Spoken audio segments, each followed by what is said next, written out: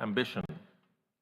Pete will be fondly remembered for his exceptional ability to build bridges, for his sense of humor, and for his kindness. Salim Mullah al-Haq was an eminent climate scientist who was recognized by the scientific journal Nature as one of the top 10 scientists in the world. He dedicated his professional career to give voice to those most impacted by climate change and was a member of countless climate negotiators and scientists from the least developed countries who went through his negotiator training workshops. He will be fondly remembered for his endearing smile and his calm yet fierce determination. Please stand for a moment of silence in memory of Pete and Salim al-Haq, as well as all civilians who have perished during the current conflict in Gaza.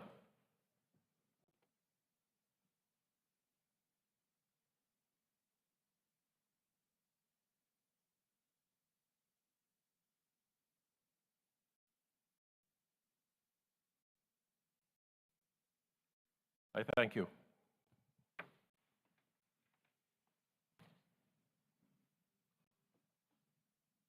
I understand that due to the close relationship with Pete and Salim al-Haq, the United Kingdom, the European Union, Bangladesh, and the least developed countries would like to pay tributes. I give the floor to the United Kingdom.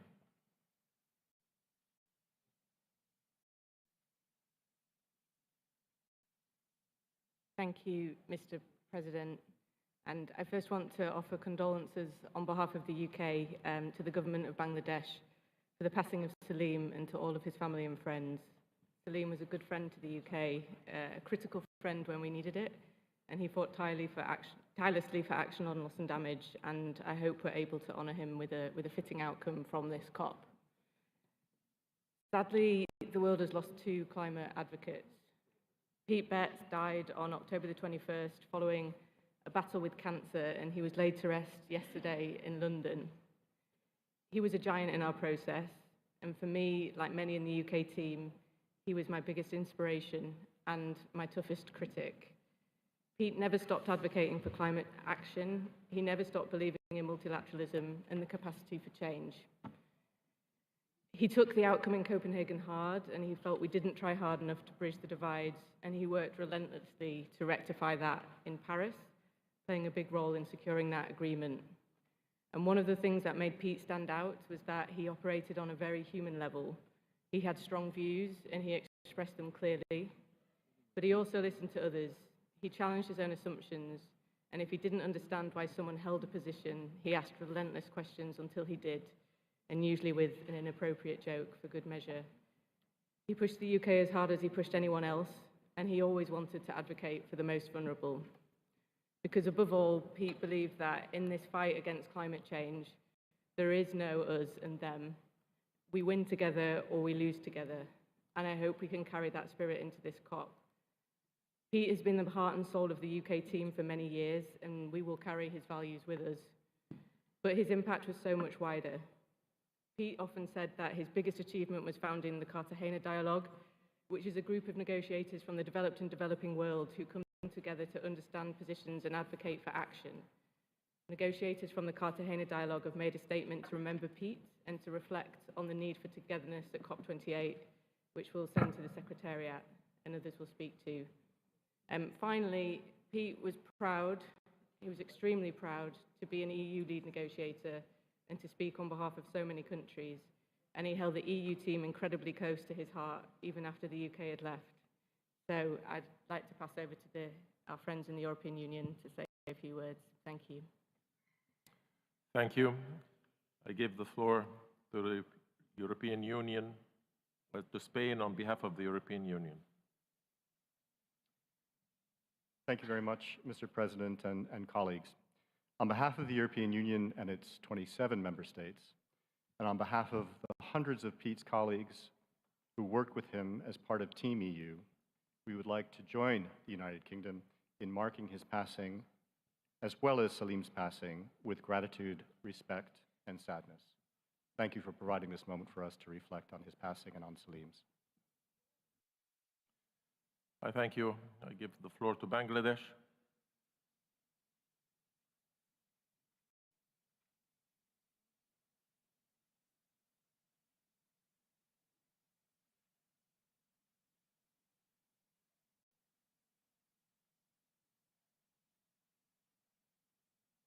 Thank you, Mr. President, for giving me the opportunity to speak about Professor Dr. Salimul Haq.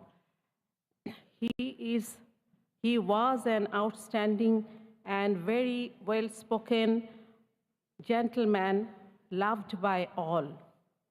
And he was an academician, you know. He worked for the University of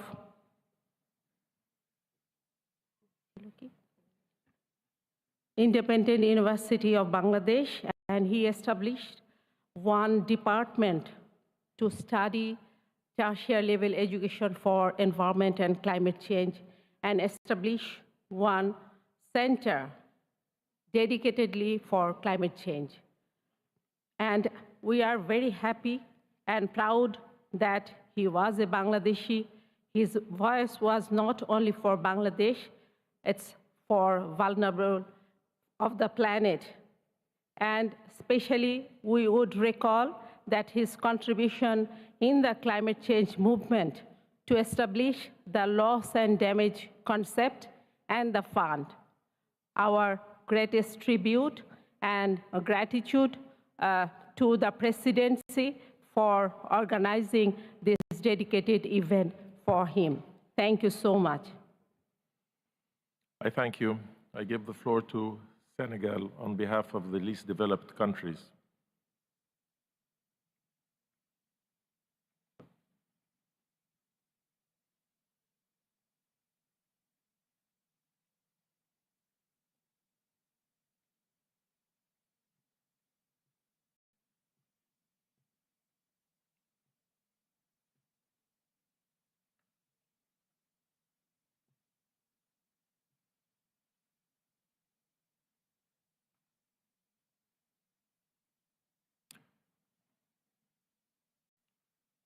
The delegation of Senegal.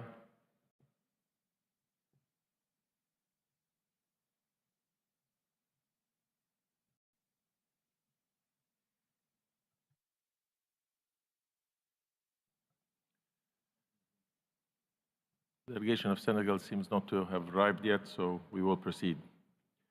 I will now deliver my final comments as COP President.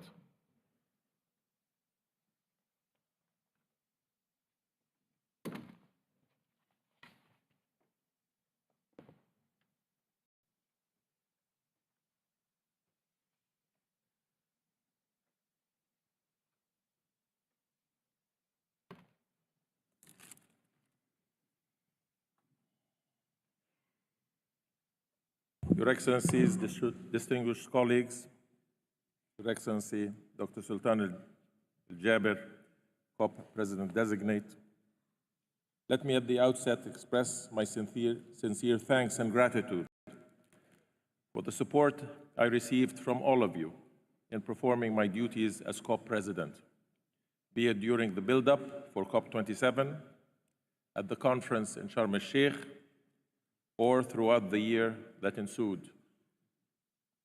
As parties, observers, stakeholders, and civil society, as well as the UNFCCC Secretariat, your help and support was invaluable. As you all know, COP27 convened at a difficult time in the midst of a challenging international context, as the world continued to recover from the impacts of COVID-19, as well as face the compound ramifications of the war in Ukraine. Nevertheless, COP27 turned out as yet another moment where our commitment to a greater cause prevailed, a landmark in our collective progress to ensure inclusive and effective global climate action. Building on previous COPs, COP27 succeeded in delivering a number of much-needed and long-awaited elements to the global climate agenda. Together for Implementation was not just a slogan at COP27, but rather a timely call to move from setting rules, frameworks, and commitments to a clear focus on the tangible implementation of these commitments on the ground. A call which we heeded together by establishing the loss and damage funding arrangements, including the fund, launching the Just Transition Work Program, and agreeing on the Mitigation Work Program. We showcased an unwavering commitment to enhancing global climate action during this critical decade.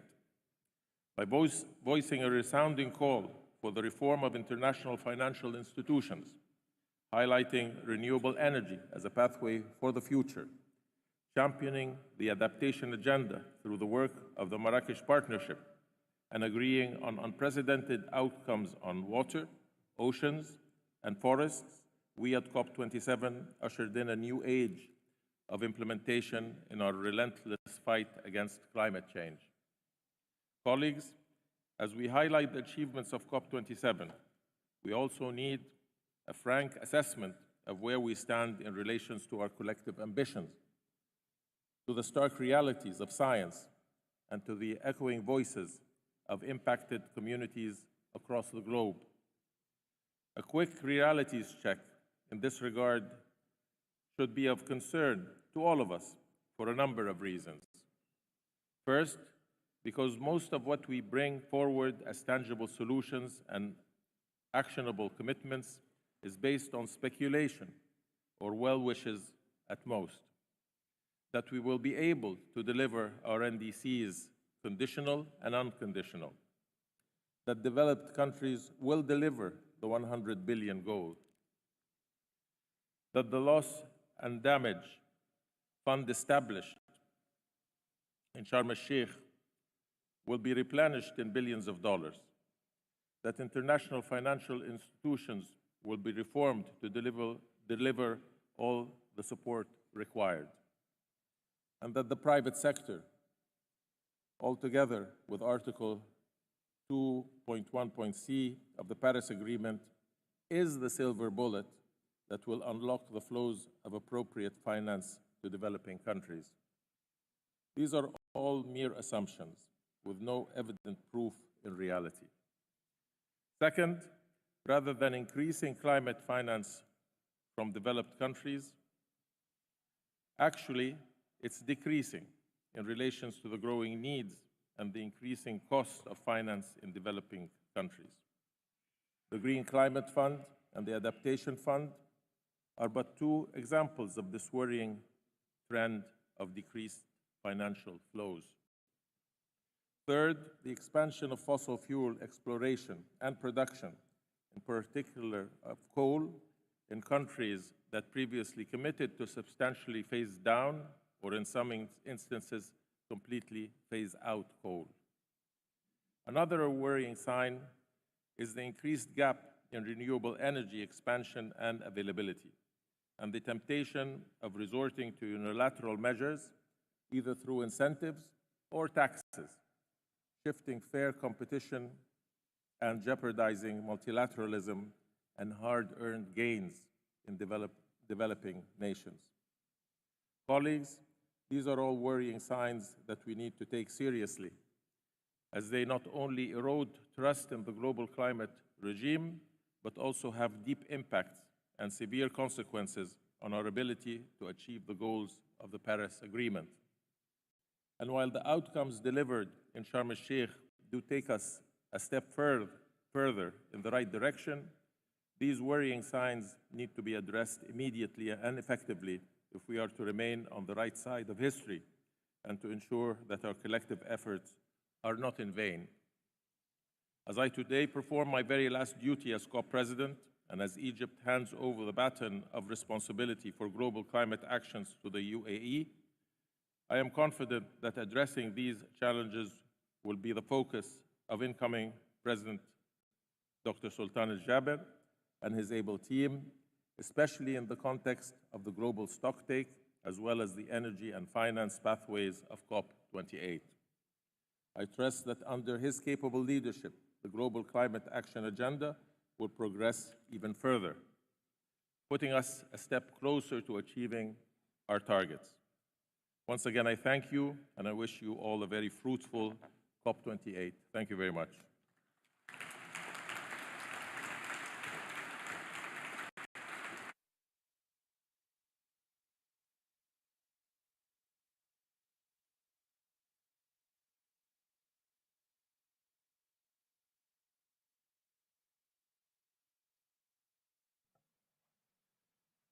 Distinguished delegates, I would like to invite you to turn to sub-item 2A of the provisional agenda for the session, entitled Election of the President of the Conference of the Parties at its 28th session.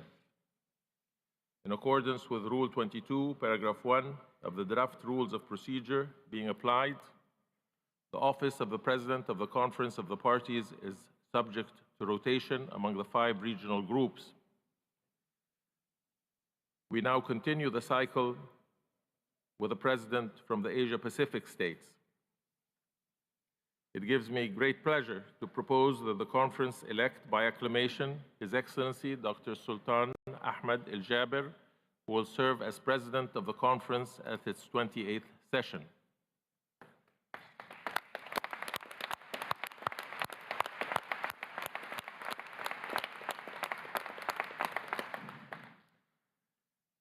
I declare His Excellency Dr. Sultan Ahmed Al Jaber elected President of the 28th session of the Conference of the Parties.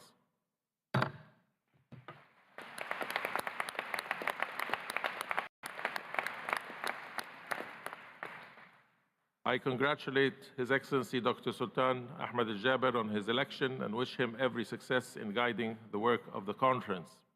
I would now like to invite His Excellency Dr. Sultan Al Jaber to take his seat at the podium.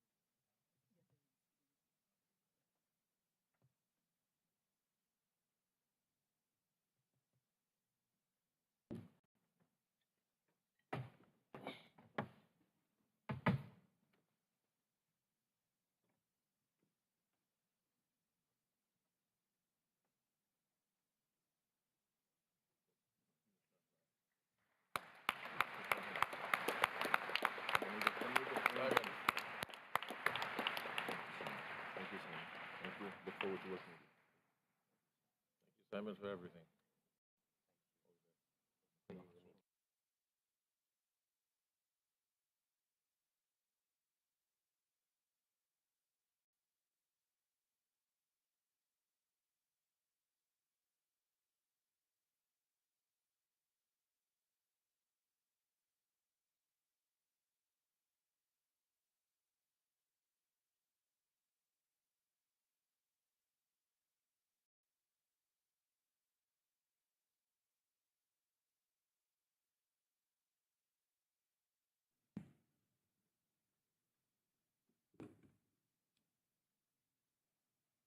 بسم الله الرحمن الرحيم.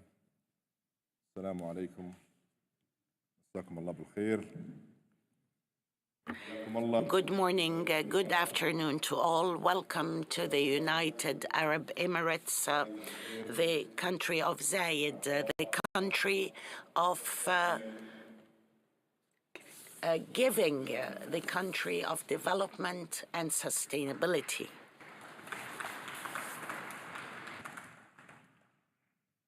Excellencies, dear friends, colleagues, members of every delegation, it is an honor to be with you today. And I am so glad that this day has finally arrived. And as my first official act as COP President, allow me to express my gratitude to my very dear friend, Sameh Shukri, Your Excellency, you have led this conference with vision, purpose, and integrity. We are indebted to you for your service, your accomplishments, and your commitment to climate progress. And allow me to also extend my gratitude to every person in this room. We come from different nations, different backgrounds, and different generations. Yet, we share something vital. At some point in each of our lives, we all made a choice to help carry the burden of a great responsibility, to raise our hands and bear some portion of the weight on our shoulder. That choice is why we are all here in the United Arab Emirates today. The UAE is deeply proud and humbled to be hosting COP28 at a pivotal time in this critical decade for climate action. We know, as you know, the gravity of this moment. We feel, as you feel, the urgency of this work. And we see, as you see, that the world has reached a crossroads. And yes, since Paris, we have made some progress. But we also know that the road we have been on will not get us to our destination in time. The science has spoken. It has been loud and clear. It has confirmed that the moment is now to find a new road, a road wide enough for all of us, free of the obstacles and the detours of the past. That new road starts with a decision on the global stocktake, a decision that is ambitious, corrects course, and accelerates action to 2030. Through the global stocktake, we have a chance to unite the three core elements of the climate agenda. We can finally bring mitigation, adaptation, and means of implementation, which includes finance, under one umbrella, united around higher ambition, giving clear direction on nationally determined contributions, and connecting everything we agree here to practical action in the real world. Every nation, every sector, and every one of us has an urgent and an immediate role to play. For my part, I pledge that I will run an inclusive and transparent process, one that encourages free and open discussion between all parties. I ask you to start this COP with a different mindset. I ask you to adopt a different way of thinking.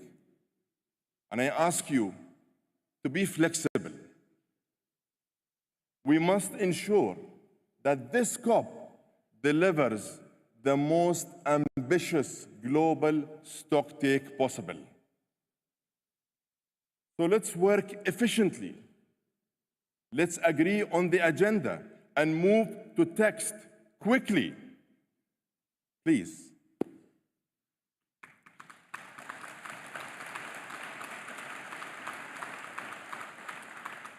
We have no time to waste. Friends, I believe that the United Arab Emirates reflects the spirit we need at this COP. My country is only 2 years older than me. And that makes it a young country. In fact, a very young country.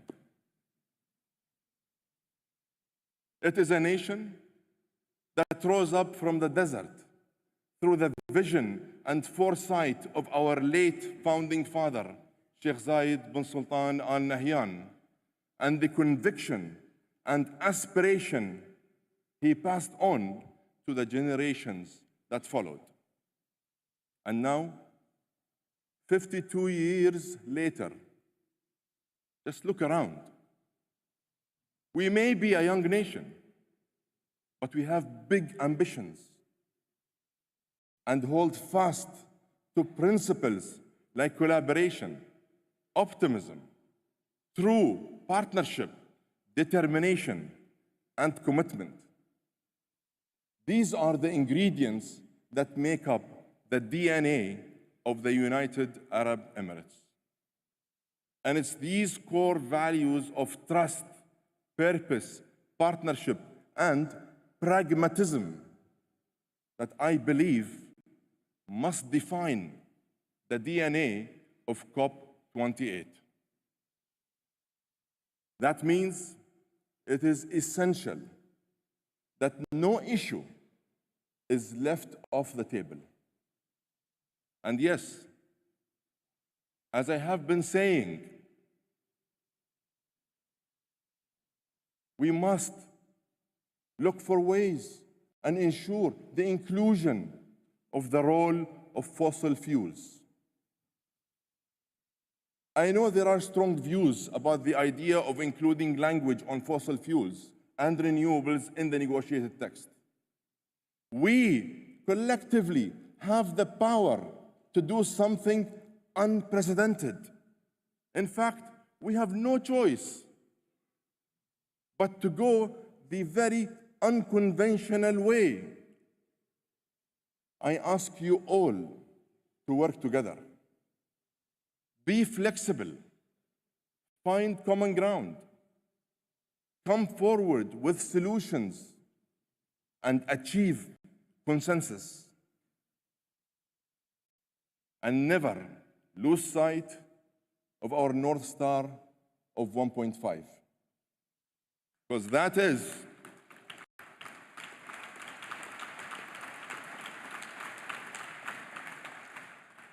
that is what I am going to stay laser focused on.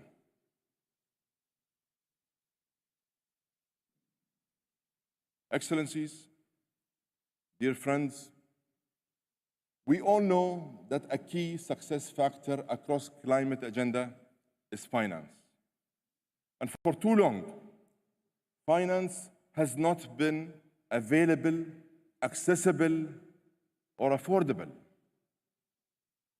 This presidency is committed to unlocking finance to ensure that the Global South does not have to choose between development and climate action.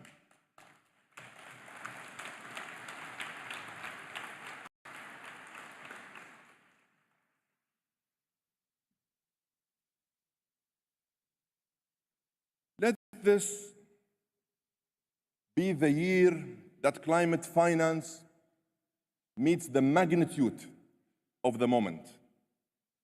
Let this be the COP where we deliver on our promises from the 100 billion to loss and damage. And on loss and damage, I know how important this issue is to the parties, particularly to the most vulnerable. What began in Sharm el-Sheikh and what was given critical momentum and traction in Abu Dhabi earlier this month must now be delivered and actioned here in Dubai.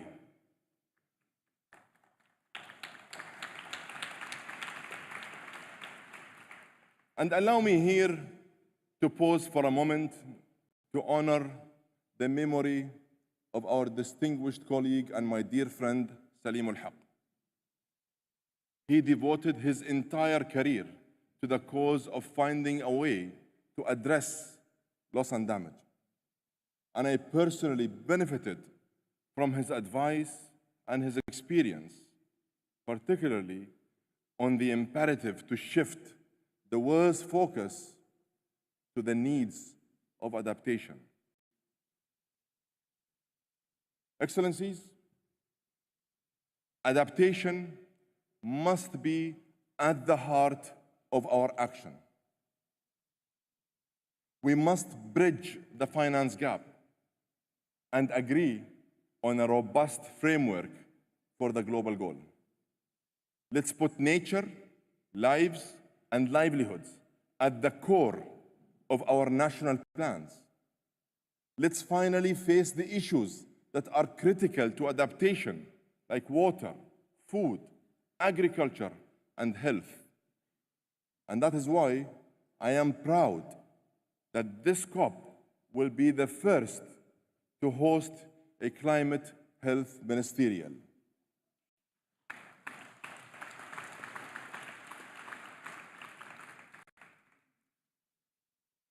Colleagues, I want this COP to be the COP that maximizes momentum on mitigation. Today, countries representing more than 85% of the world's economy are behind COP28's goal of tripling renewable energy capacity by 2030. And we are reaching critical mass on the goal to double energy efficiency by 2030. This is how we will transition away from unabated coal.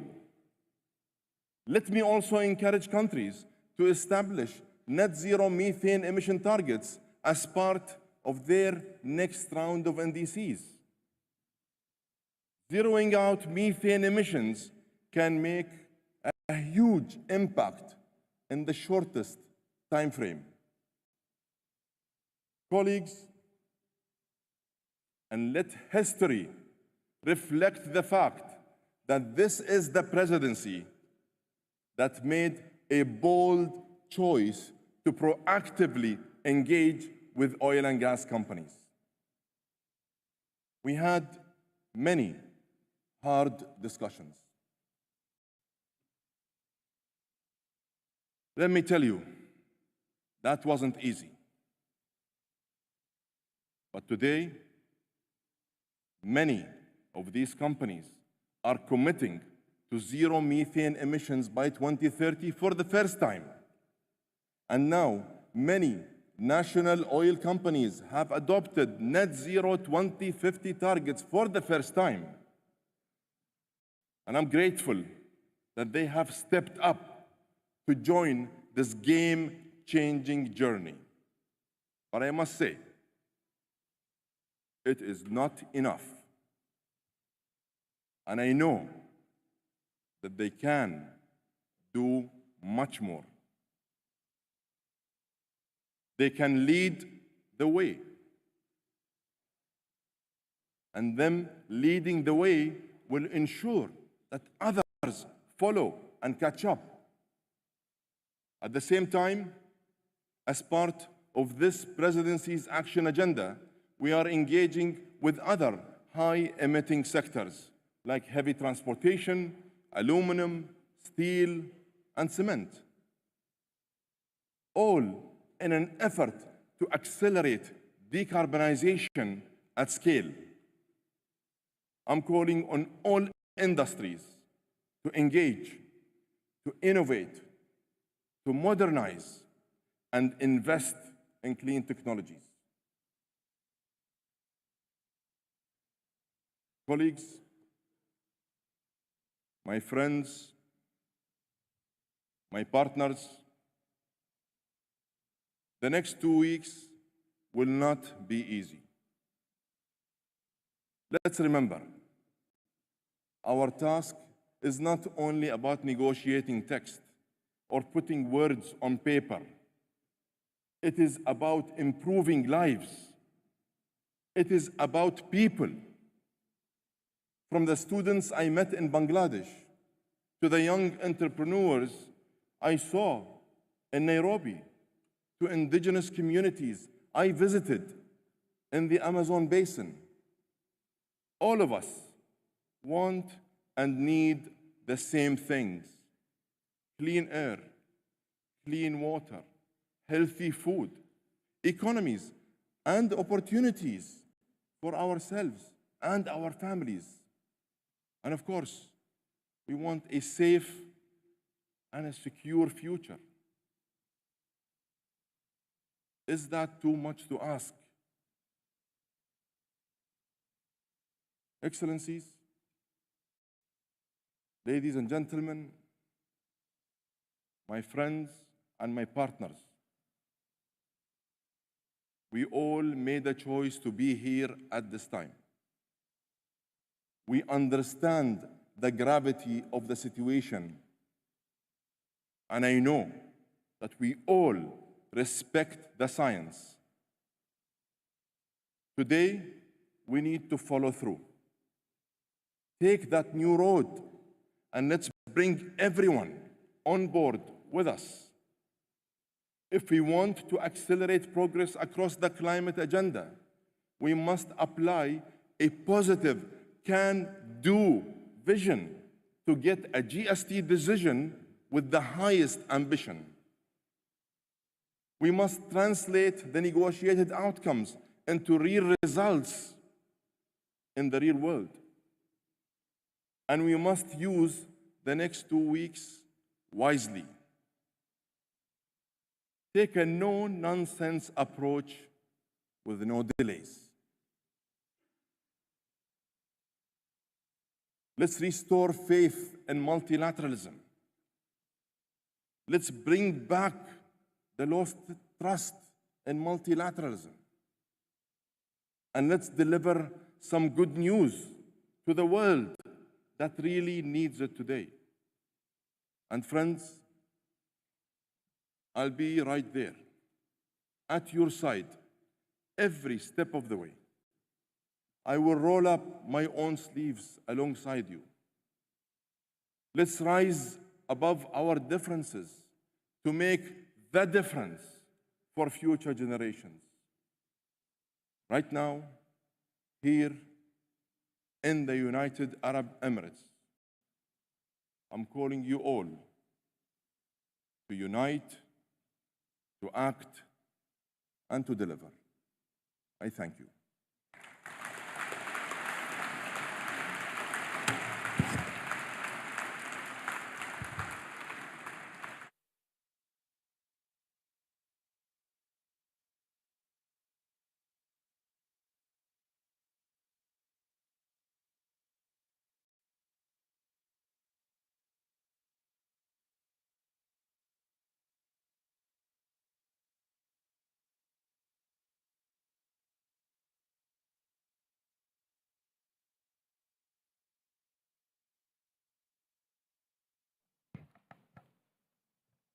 Distinguished delegates, honored guests, colleagues,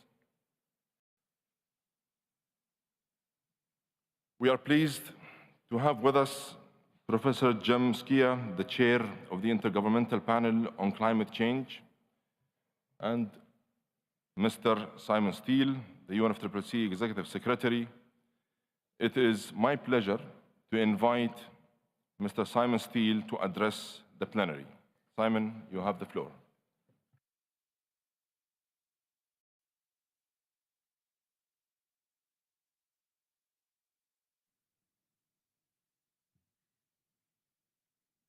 Excellencies, delegates, colleagues, ladies and gentlemen, let me first thank our Egyptian friends for their stewardship over this last year as they hand over this heavy responsibility to our Emirati colleagues.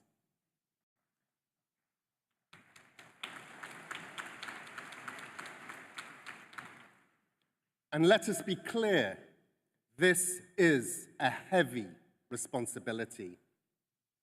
Colleagues, This process reminds me of watching my baby son, Joe, crawling across the sharp grasses of my parents' island home. He was an accomplished crawler and runner, but he barely spent any time on the baby steps in between. Today, we find ourselves in a rather different position in humanity's climate action journey. We are taking baby steps, stepping far too slowly from an unstable world that lacks resilience to working out the best responses to the complex impacts that we are facing. We must teach climate action to run, because this has been the hottest year ever in humanity. So many terrible records were broken, and we are paying the price with people's lives and livelihoods. We're standing at a precipice, facing the global stocktake, and we've got two options. Either we can note the lack of progress, tweaking our current best practices, and encourage ourselves to do more at some other point in time. Or we decide at what point we'll have made everyone on the planet safe and resilient. We decide to fund this transition properly, including the response to loss and damage. And we decide to commit to a new energy system. If we do not signal the terminal decline of the fossil fuel era as we know it, we welcome our own terminal decline, and we choose to pay with people's lives. If this transition isn't just, we won't transition at all. And that means justice within and between countries, sharing benefits across society, ensuring that everyone, women, indigenous peoples, and youth, in all their diversity, have equal opportunities to benefit from these transitions. Last year, I said we were going to do things differently. So let me lay out that vision and what's going to happen over the next 2 years. In 2024, countries will submit their first biennial transparency report. This will mean the reality of individual progress can't be concealed. We will also see at COP29 how to finance this massive shift with the new finance goal. And let this be your first official notice that early in 2025, countries must deliver new nationally determined contributions. Please start working on them now. This takes us to COP30, where every single commitment on finance, adaptation, and mitigation has to be in line with a 1.5-degree world. Science tells us we have around 6 years before we exhaust the planet's ability to cope with our emissions, before we blow through 1.5-degree limit. As a teenager, my son Joe had a wonderful phrase he would use when I asked him to do something. "I'm trying to try, Dad," he would say. Unfortunately, this does as much for delivering climate action as it does finishing your homework. It's simply not enough for us to be trying to try. And I'm not using my son as an example to suggest that it's his generation's responsibility to save us from the scourge we face. We are indebted to young people and to civil society for having pushed us this far. They're looking at us to take responsibility for speeding things up. So let's be transparent in the actions and the decisions that we take here with each other. And in that spirit, delivering on the promise I made on accountability, the UNFCCC has reformed the badging system. Every participant at this COP is already publicly listed. The whole world knows who's here. They will hold us to account on what we do or do not do. As Yoda would say, do or do not. There is no try. Yes, this is the biggest COP yet, but attending a COP does not tick the climate box for the year. The badges around your necks make you responsible for delivering climate action here and at home. To further ensure accountability, I'm committing the UNFCCC to tracking all announcements made and initiatives launched, so that long after the cameras have gone, we can ensure our promises continue to serve the planet. Dear delegates, the UNFCCC, as custodians of this process, is here as the impartial facilitator. Remember this: behind every line you work on, every word or comma you wrestle with here at COP, there is a human being, a family, a community that depends on you. Turn the badges around your necks into a badge of honor and a life jacket for the millions of people you are working for. Accelerate climate action. Teach it to run. I thank you. Shukran.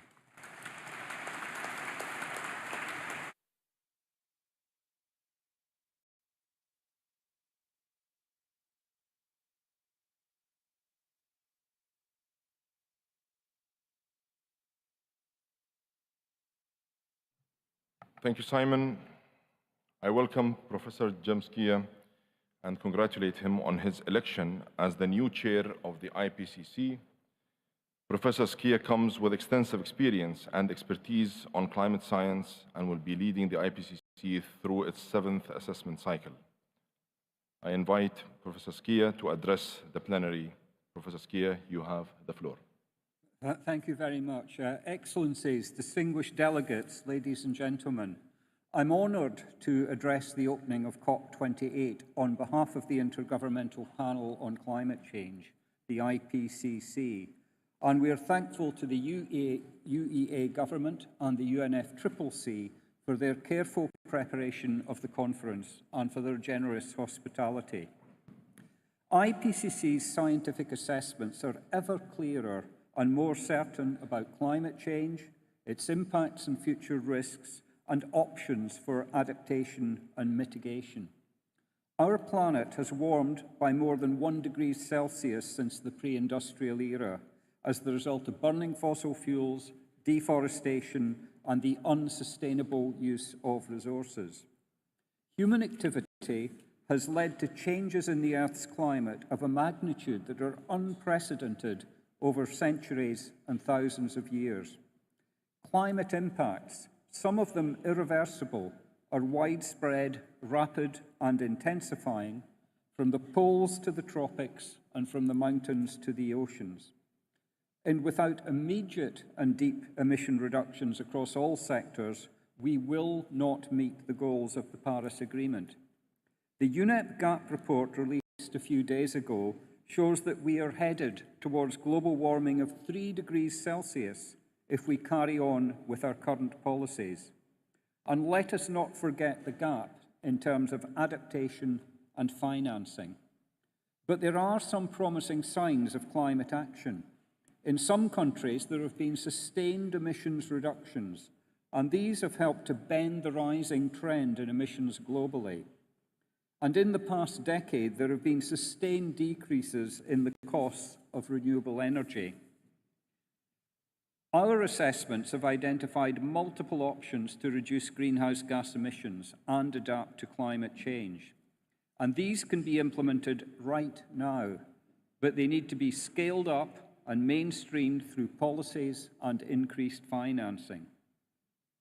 Now, the IPCC is gearing up for its 7th assessment cycle, and in less than 2 months, our 195 member governments will take decisions on the programme of work for the rest of this decade of climate action. Our aspiration is to make effective use of the best available science to deliver focused, policy-relevant reports, and to do so in an inclusive fashion that represents all perspectives. As the chair of the IPCC, I can reassure you that the scientific community is poised, using the resources available to it to support the outcomes of COP28 in shaping climate action based on science. But finally, let us recall, science by itself is no substitute for action. I thank you.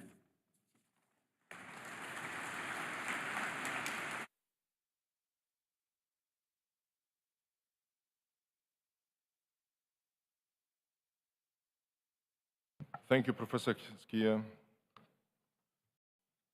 Excellencies, distinguished delegates, this brings us to the end of the opening ceremony of COP28. Delegates, please remain in your seats.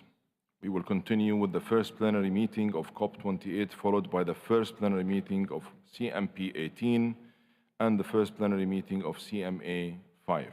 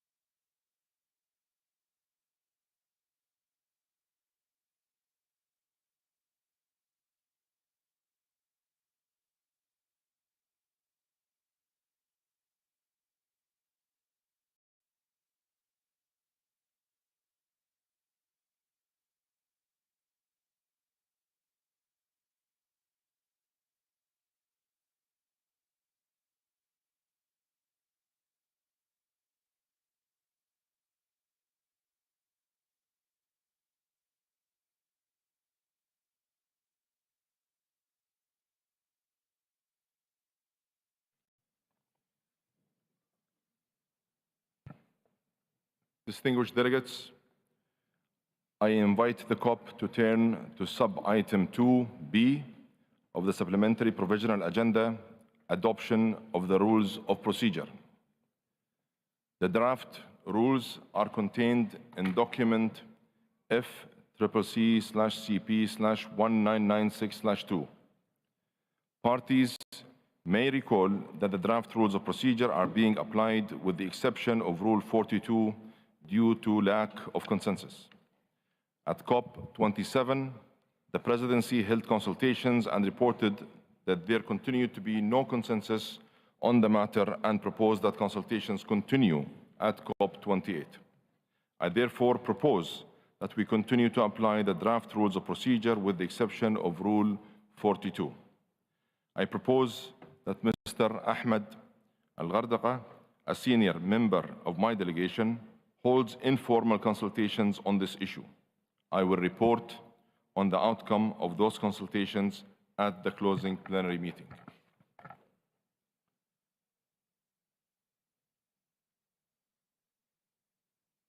Hearing no objection, it is so decided.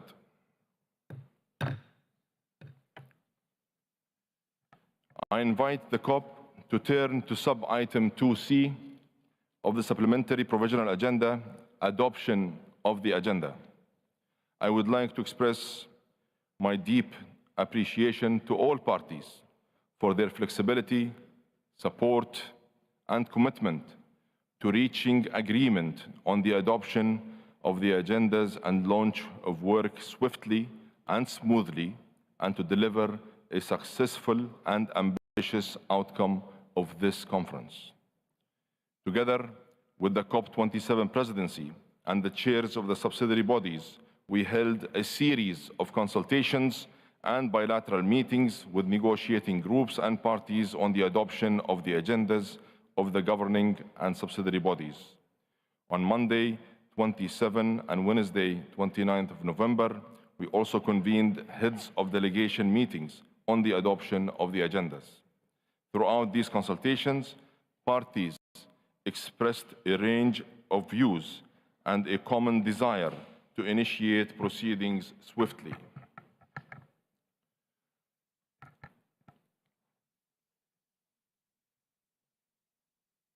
And smoothly, given the scale and importance of mandates and deliverables expected here.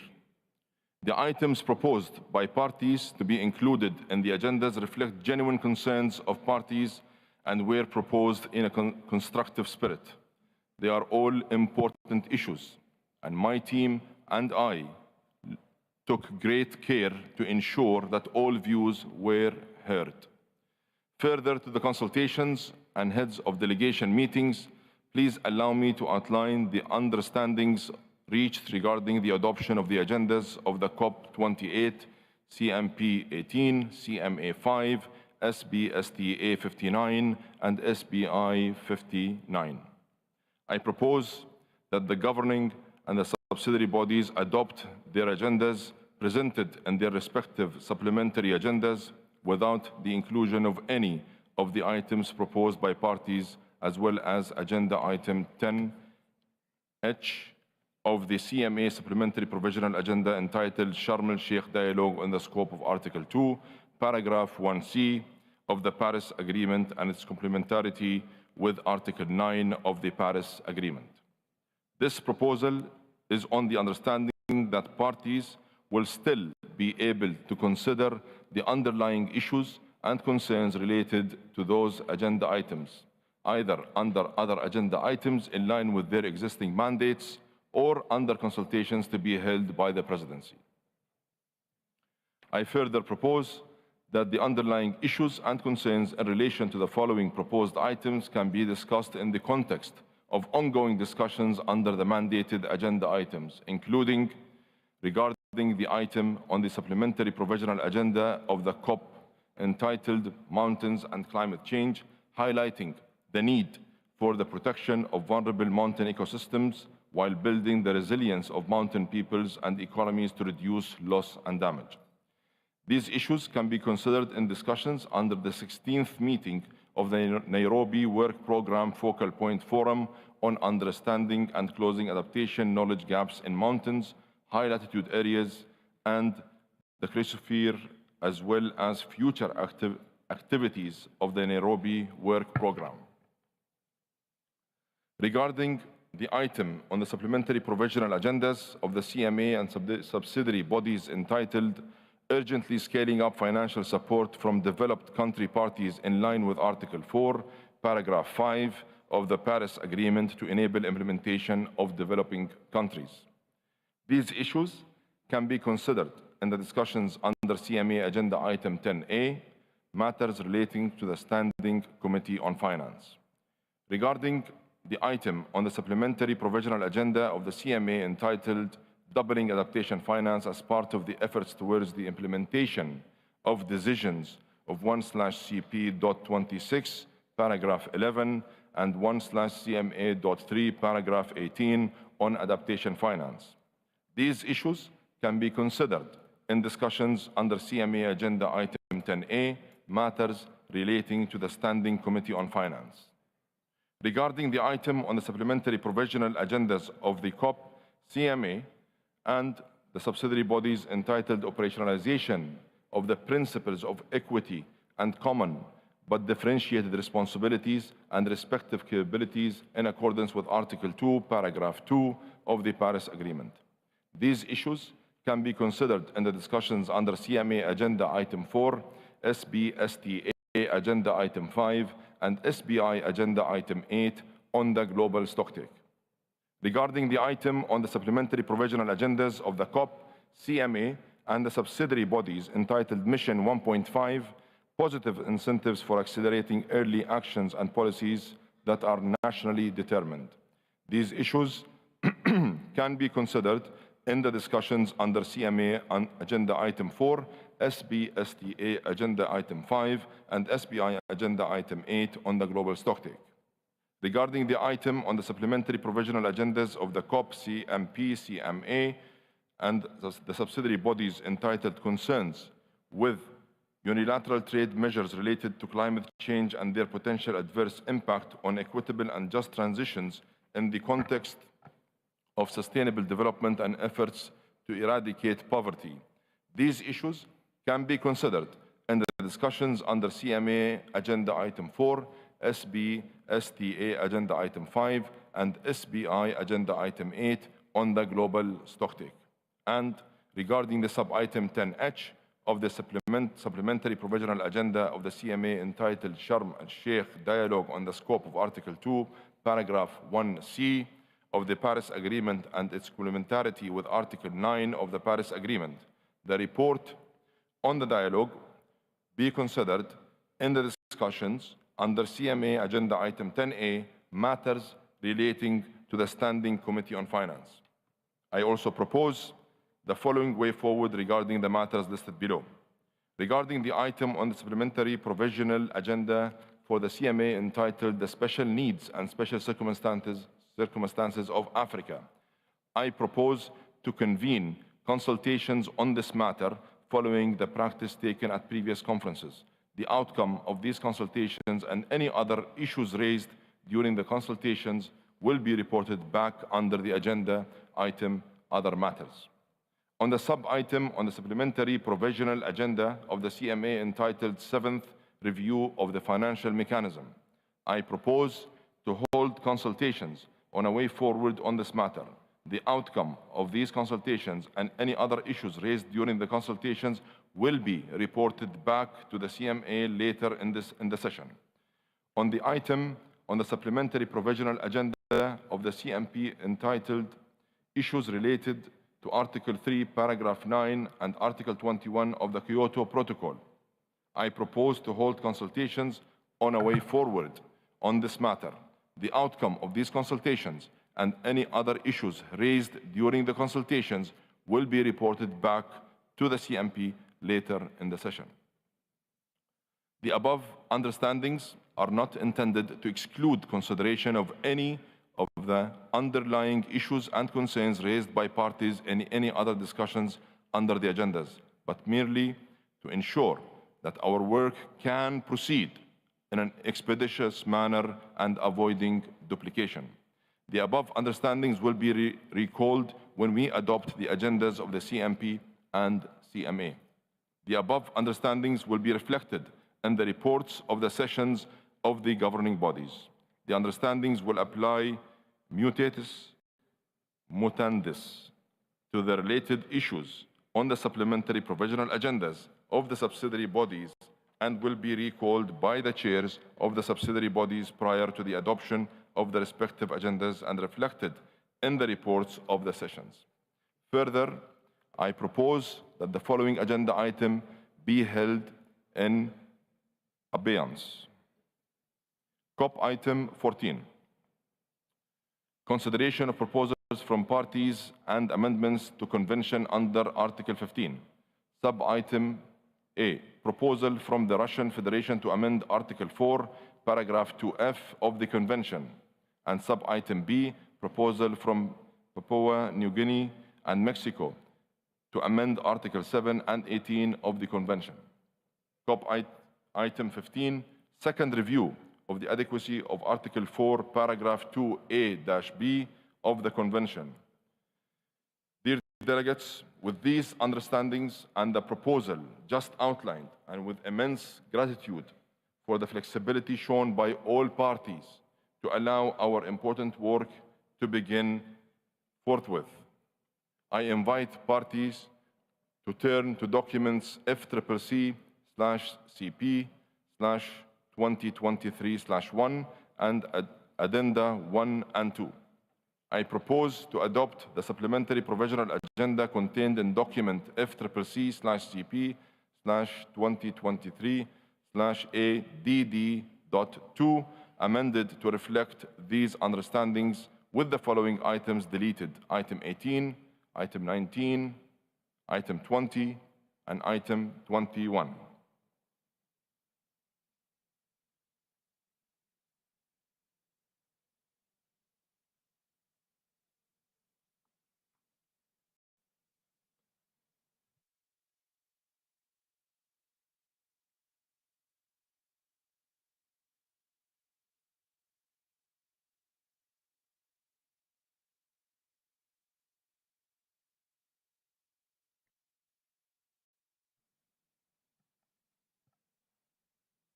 I hear no objections.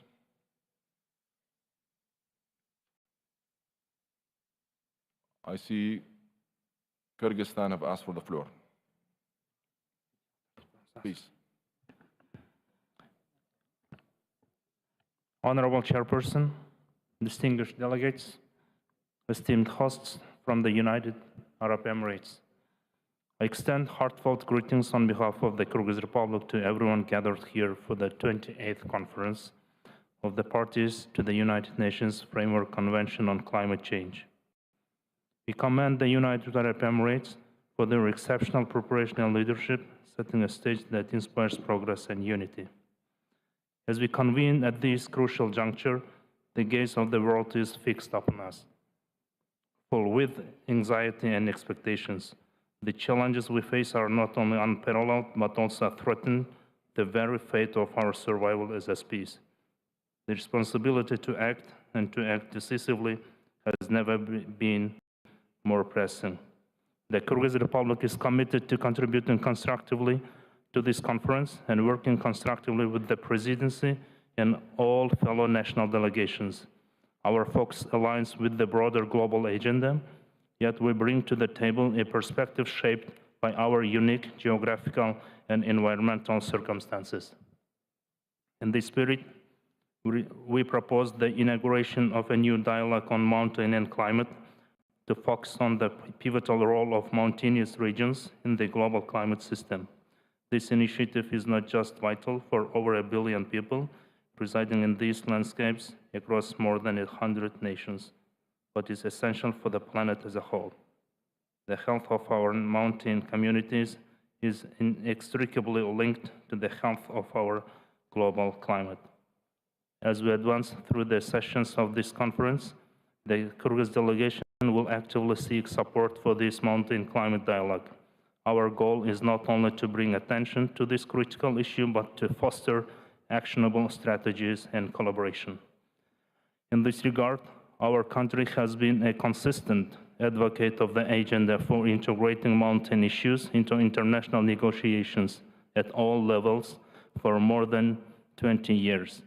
We are grateful to all partners for their support of the initiative of the Kyrgyz Republic to adopt the resolution Sustainable Mountain Development at the 77th session of the United Nations General Assembly, within the framework of which 2023-2027 was declared the 5 years of action for the development of mountain regions. In implementation of this initiative, we look forward to the support of not only mountainous countries, but also of all other countries in the implementation of the adopted Global Action Plan under this resolution of the UN General Assembly, since mountains are water towers that provide water to around 2 billion people. Kyrgyzstan, understanding the importance of collective action, unites countries in the group of Friends of Mountain Countries and has also joined the group of Friends of Cryosphere and the Forum of Climate Vulnerable Countries, a platform that brings together countries that are most vulnerable to climate change and produce the least emissions. We call on the international community to support the efforts of mountain countries aimed at solving the climate and environmental problems of mountain ecosystems. Thank you so much.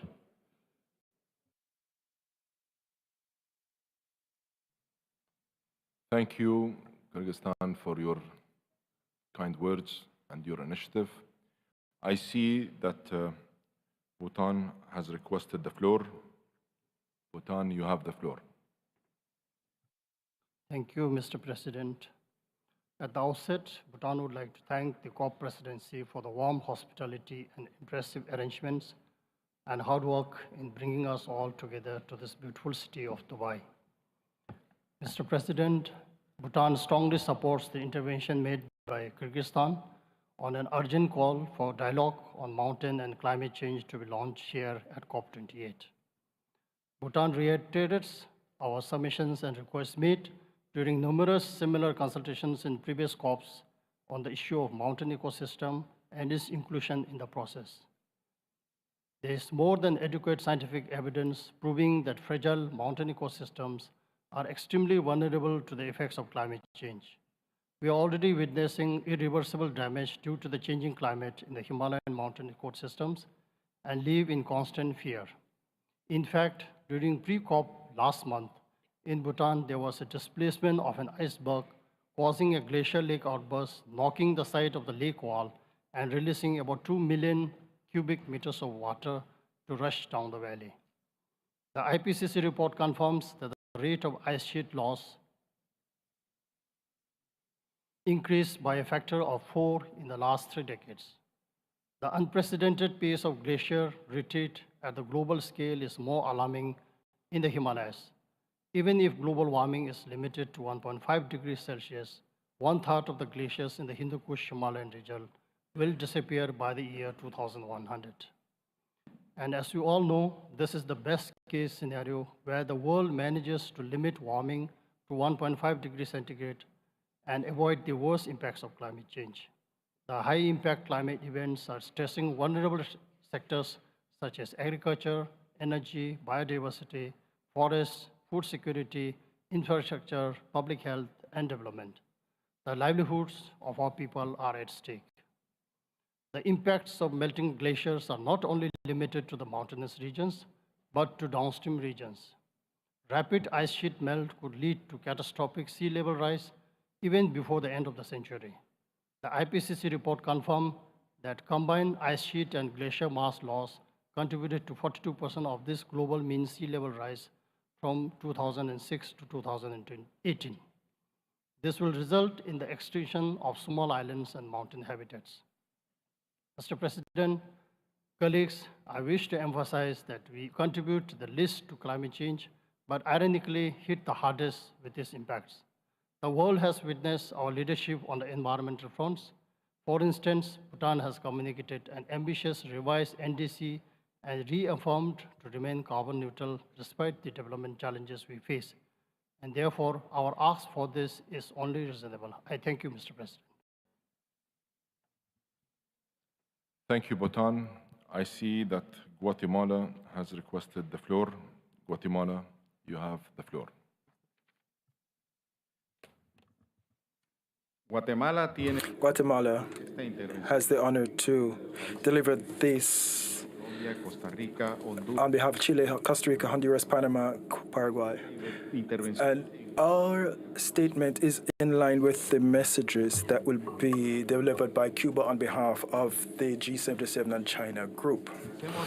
We're grateful to the government of the United Arab Emirates for welcoming us to this beautiful city of Dubai and for the work of the presidency of this COP that has gone into making this possible. Distinguished delegations, as we can see in the 6th IPCC report, some of the consequences of the extreme global warming impacts are irreversible. With respect to adaptation, the general expectation is that this will be a substantive contribution to supporting adaptation based on the best available science and avoiding future needs for high costs, especially when in some cases we are exceeding our adaptation capacity. We have a framework with ambitious targets and indicators for the GGA through a structured approach based on the Glasgow Sharm el-Sheikh work program, and which is contributing to the GST. With respect to the Santiago network, ILAC supports the draft text prepared in the 58th session of the subsidiary bodies as the basis for negotiations. We reiterate the importance for the Secretariat of the network being independent, and it must have broad national representation at its headwork and in its offices so that it can deliver balanced technical assistance and ensure that the host covers all the loss and damage spectrum for everyone. With respect to the L&D fund, although the results of the TC5 is far from being perfect, we have to consider that the final package agreed upon is the basis for safeguarding access to resources and its operationalization, and to do so effectively. We will be working towards adopting the recommendations of the TC5. ILAC also highlights the importance of GST as a fundamental outcome of this COP. The Special Climate Action Group underscores because this is maybe the last report before we cross the 1.5 threshold, with special emphasis on the small window to increase ambition as well as to assess the challenges and opportunities under the Paris Agreement, so as to provide clear conclusions and substantive action for non-state actors. ILAC wants to see a comprehensive inclusion of the synthesis reports, and we must not reopen their conclusions and focus instead on future steps to achieve results. It is key that the GST is the base for future action, and it must be in line with the cycle of ambition and include a guide of actions and processes that will help correct course based on science. We highlight the importance of considering the intergenerational impact of decisions on climate change, and we urge stronger financial commitments. With respect to the CQG, we must recognize the significant progress made in dialogue this year, where we have been focusing on tangible options, and this has proved to be helpful to delineate various options within each critical dimension of the target.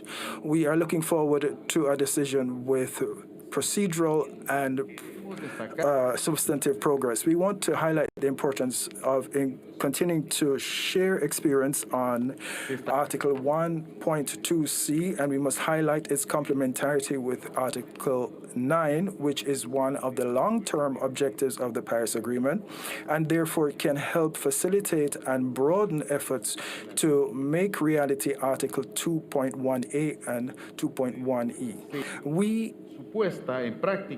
Its implementation should reflect the interconnection of financial flows with the general ambition under the agreement with respect to keeping temperature rise between 1.5 centigrade, and development and transfer of technology are fundamental, and we need endogenous capacities in developing countries to have a successful rollout of this. We need efforts to overcome the lack of financing and implementing the technological results. We must remember that cooperative approaches under Article 6 of the Paris Agreement still require critical decisions to finalize the complete architecture for rapid implementation of these mechanisms while ensuring transparency and environmental and comprehensive environmental approach.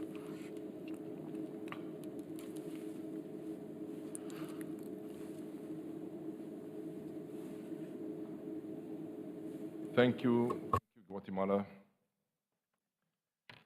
I appreciate and very much value your contributions.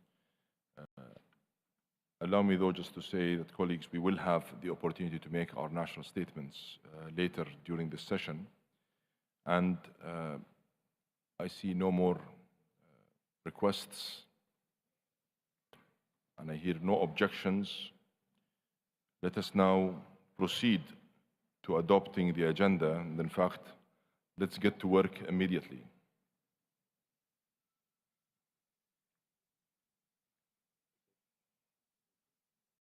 It is so decided.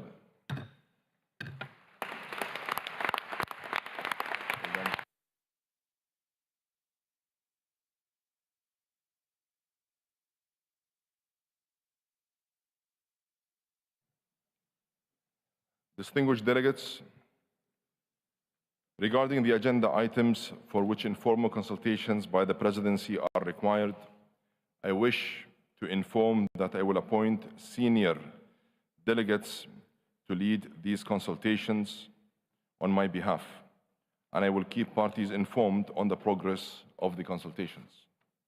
Excellencies, distinguished delegates, allow me once again to express our appreciation to everyone who contributed to the smooth and rapid adoption of the agenda. Our success in launching our work without delay sends an important message of commitment, dedication, and determination to commence our important and urgent work on all items on our agenda. All parties contributed to forging this consensus around the agenda through their flexible and constructive engagement. I invite the COP to turn to sub-item 2D of the agenda, election of officers other than the President. Mohammed Nasr from Egypt has begun consultations on the election of officers to bodies under the Convention, the Kyoto Protocol, and the Paris Agreement.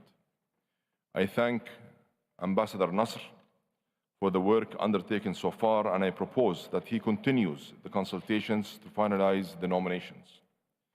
In accordance with established practice, confirmed nominees to the Bureau will be invited to attend meetings of the Bureau as observers until the elections have taken place.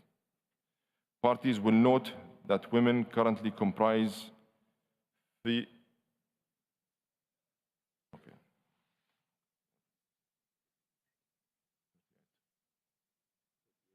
38% of the membership of Convention, Kyoto Protocol, and Paris Agreement bodies.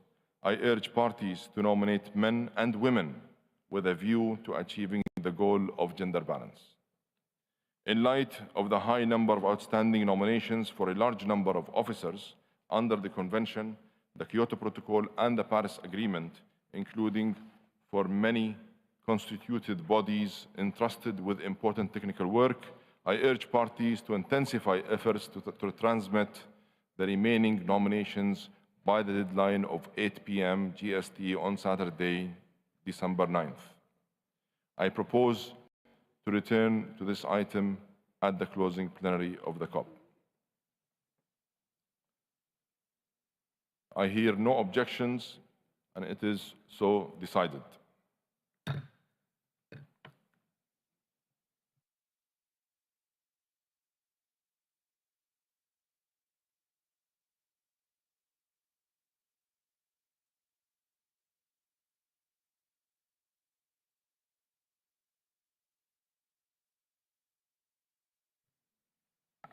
I invite the COP to turn to sub-item 2E of the agenda, admission of organizations as observers. The conference has before it document FCCP/2023/3, which includes a list of IGOs and NGOs that have expressed a wish to participate in the UNFCCC process as observers, and a list of already admitted organizations that legally changed their names due to mergers with other organizations eligible for admission. These lists were the basis on which organizations were informed of their provisional admittance status to COP28, on the understanding that the final authority to grant admission lies with the COP. In accordance with the recommendations of the Bureau on this matter, I invite the COP to admit as observers the organizations listed in document FCCP/2023/3.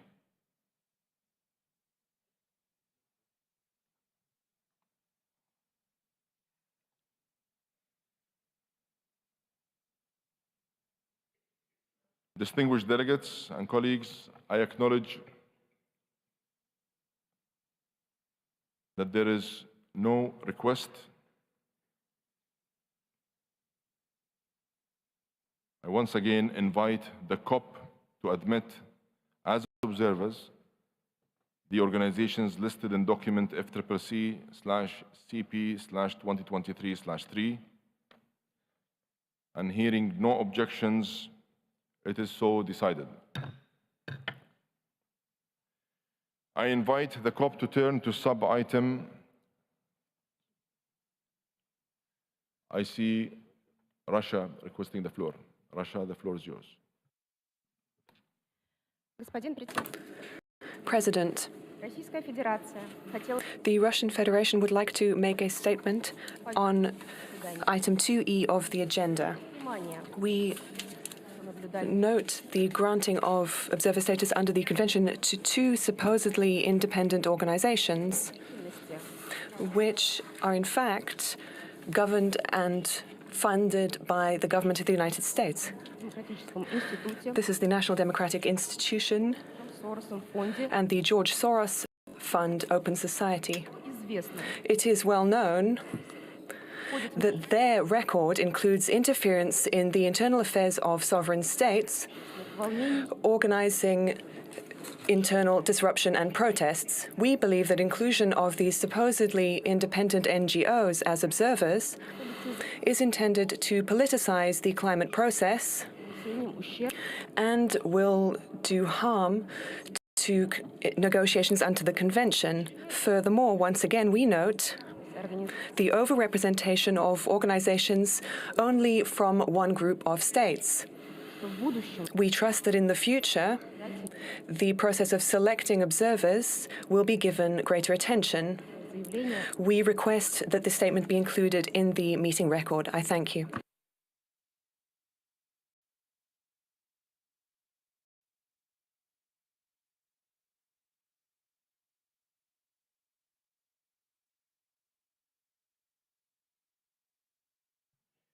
Thank you, Russia, for your statement. We will note your statement and the record. I invite the COP to turn to sub-item 2F of the agenda, organization of work, including for the sessions of the subsidiary bodies.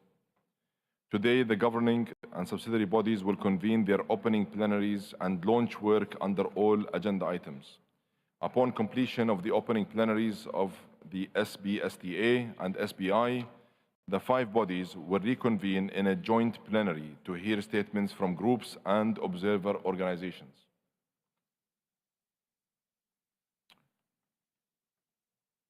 I see that the US have requested the floor. The US, you have the floor.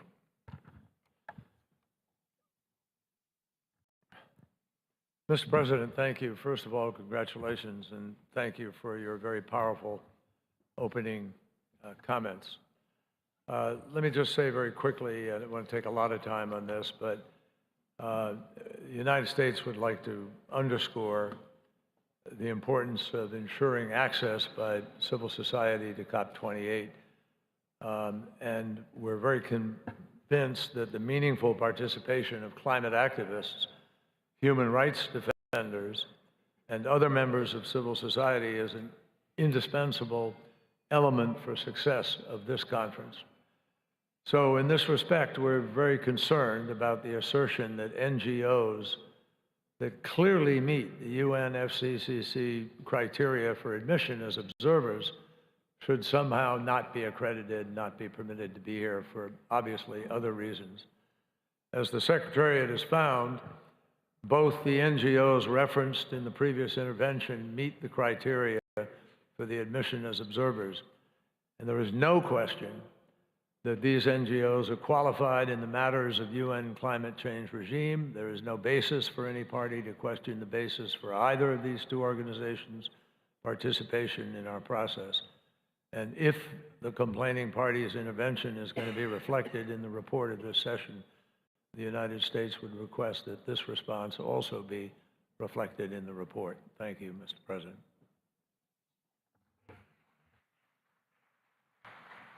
Thank you. Thank you, United States, for your statement. We will note your statement and the record.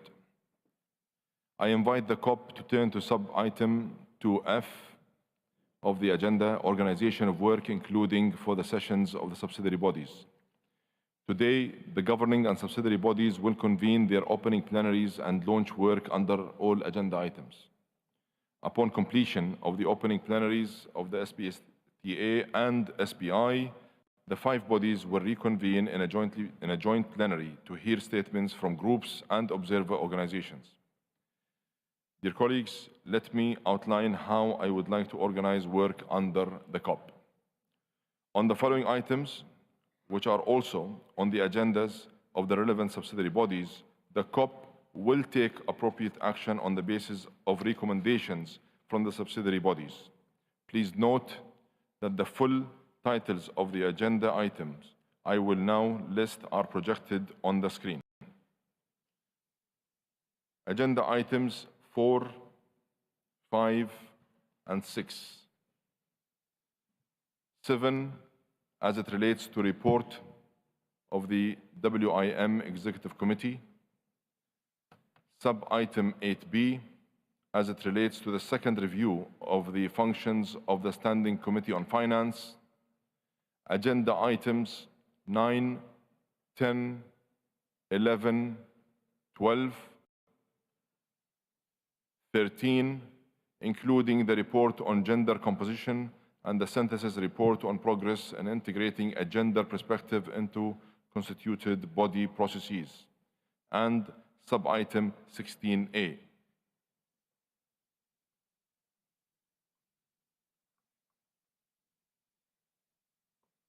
Hearing no objections, it is so decided.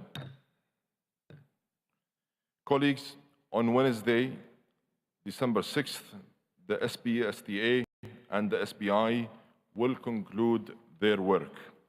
I look forward to receiving the outcome of the work of the SBSTA under the leadership of Harry and of the SBI under the leadership of Nabil.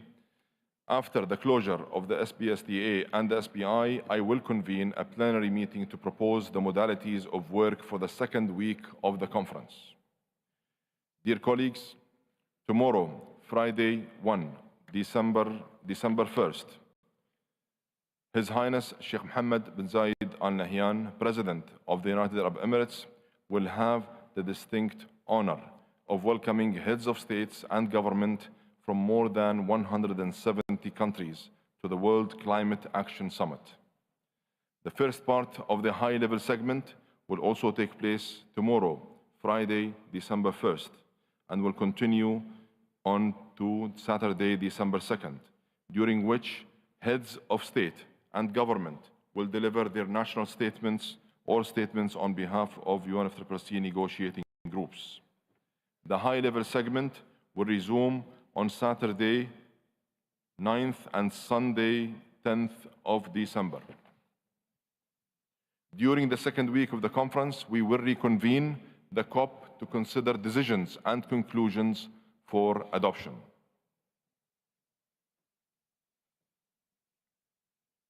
Hearing no objections, we will proceed on this basis.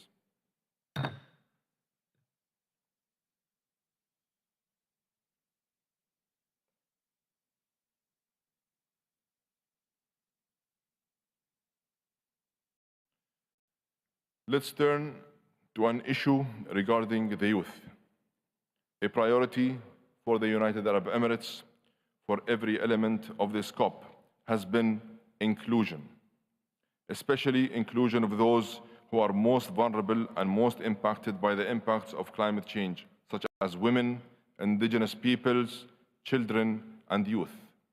The UAE COP28 Youth Climate Champion Her Excellency Shamma Al-Mazroui has worked to build opportunities for youth to engage with the UNFCCC processes, strong inclusion of youth who are set to inherit the long-term impacts of climate change is a must, and we hope parties will discuss how this can be developed at this COP.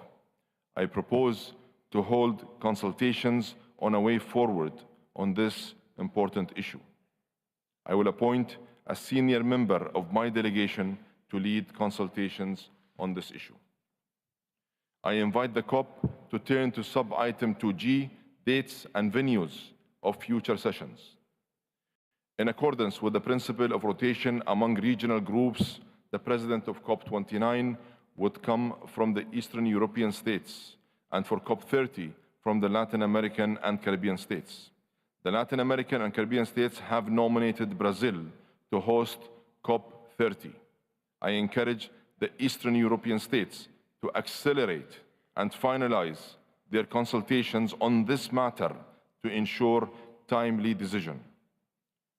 I propose that Hannah Al-Hashimi, a senior member of my delegation, conduct consultations on my behalf with a view to proposing a draft decision on this matter for adoption by the COP. Hearing no objection, it is so decided. I invite the COP to turn to agenda item 7, Warsaw International Mechanism for Loss and Damage Associated with Climate Change Impacts. The COP is invited to consider the matter of its authority over and guidance to the WIM, including its executive committee. I propose a senior member of my delegation to undertake consultations on this matter. Hearing no objections, it is so decided. I invite the COP to turn to agenda item 8, matters relating to finance, including sub-items A to G. For sub-item 8A, the COP is invited to continue discussions on long-term finance. It is also invited to consider the summary of the deliberations at the 5th High-Level Ministerial Dialogue on Climate Finance on the progress and fulfillment of the goal of mobilizing jointly the $100 billion per year by 2020, convened at COP27, and to take any action it deems appropriate. I propose to establish a contact group co-chaired by Carlos Fuller from Belize and Gard Lindes from Norway for consideration of matters under this subcommittee, under this sub-item. I would like now to invite the representatives of Germany and Canada to report on the progress and fulfillment of the goal mobilizing jointly the $100 billion per year by 2020.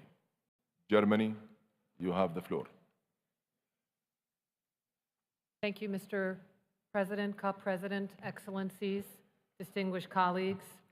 As we all know, climate finance is a key part of our collective strategy to address climate change, and now more than ever, delivering support is essential to responding growing needs of developing countries. These efforts include meeting the $100 billion mark urgently and continuing to improve the quality and the effectiveness of climate finance.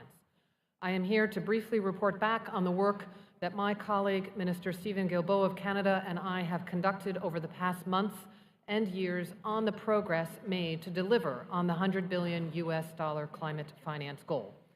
On November 16th, the Organization for Economic Cooperation and Development published a report showing that in 2021, climate finance contributors collectively provided and mobilized $89.6 billion in climate finance. This is an important increase from 2020 and exceeds projections made by the OECD in the context of the Climate Finance Delivery Plan led by Canada and Germany. We were pleased to see the OECD Secretary General indicating that based on preliminary data for 2022, there is a likelihood that the goal was already met in 2022 and certainly was met in 2023. This is further underpinned by the good increase of the report Climate Finance by MDBs in 2022. I hand it over now to my Canadian colleague. Thank you, Mr. President. Thank you, Germany. Canada, you have the floor. Thank you, Mr. President, and thank you, Special Envoy Morgan. This is the third year that Germany and Canada have been working together with contributors on the U.S. $100 billion goal and listening to recipients and civil society about the impact of the financing provided. Meeting the $100 billion mark is an important step forward, but it is clear that we cannot stop here. We understand that the U.S. $100 billion is not enough to meet the needs of developing countries. Meeting the $100 billion mark I would like in particular to highlight the positive trend noted in the OECD report regarding the increase in funding for LDCs and SIDS. However, supporting and amplifying ambitious climate action in the developing world will require much more in the future. The new goal is an opportunity to support developing countries in meeting needs outlined in Article 2.1 of the Paris Agreement. We look forward to working with all of you on the NCQG negotiations so that we can establish a transformational financial goal at COP29. Thank you, Mr. President.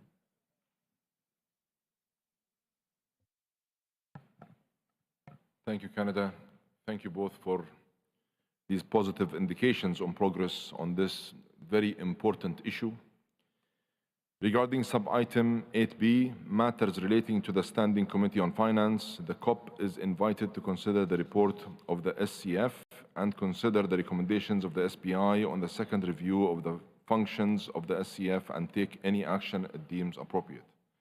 I thank the co-chairs of the SCF, Gertrud Wolonski from Austria and Zahir Fakr from South Africa for their leadership and work this year.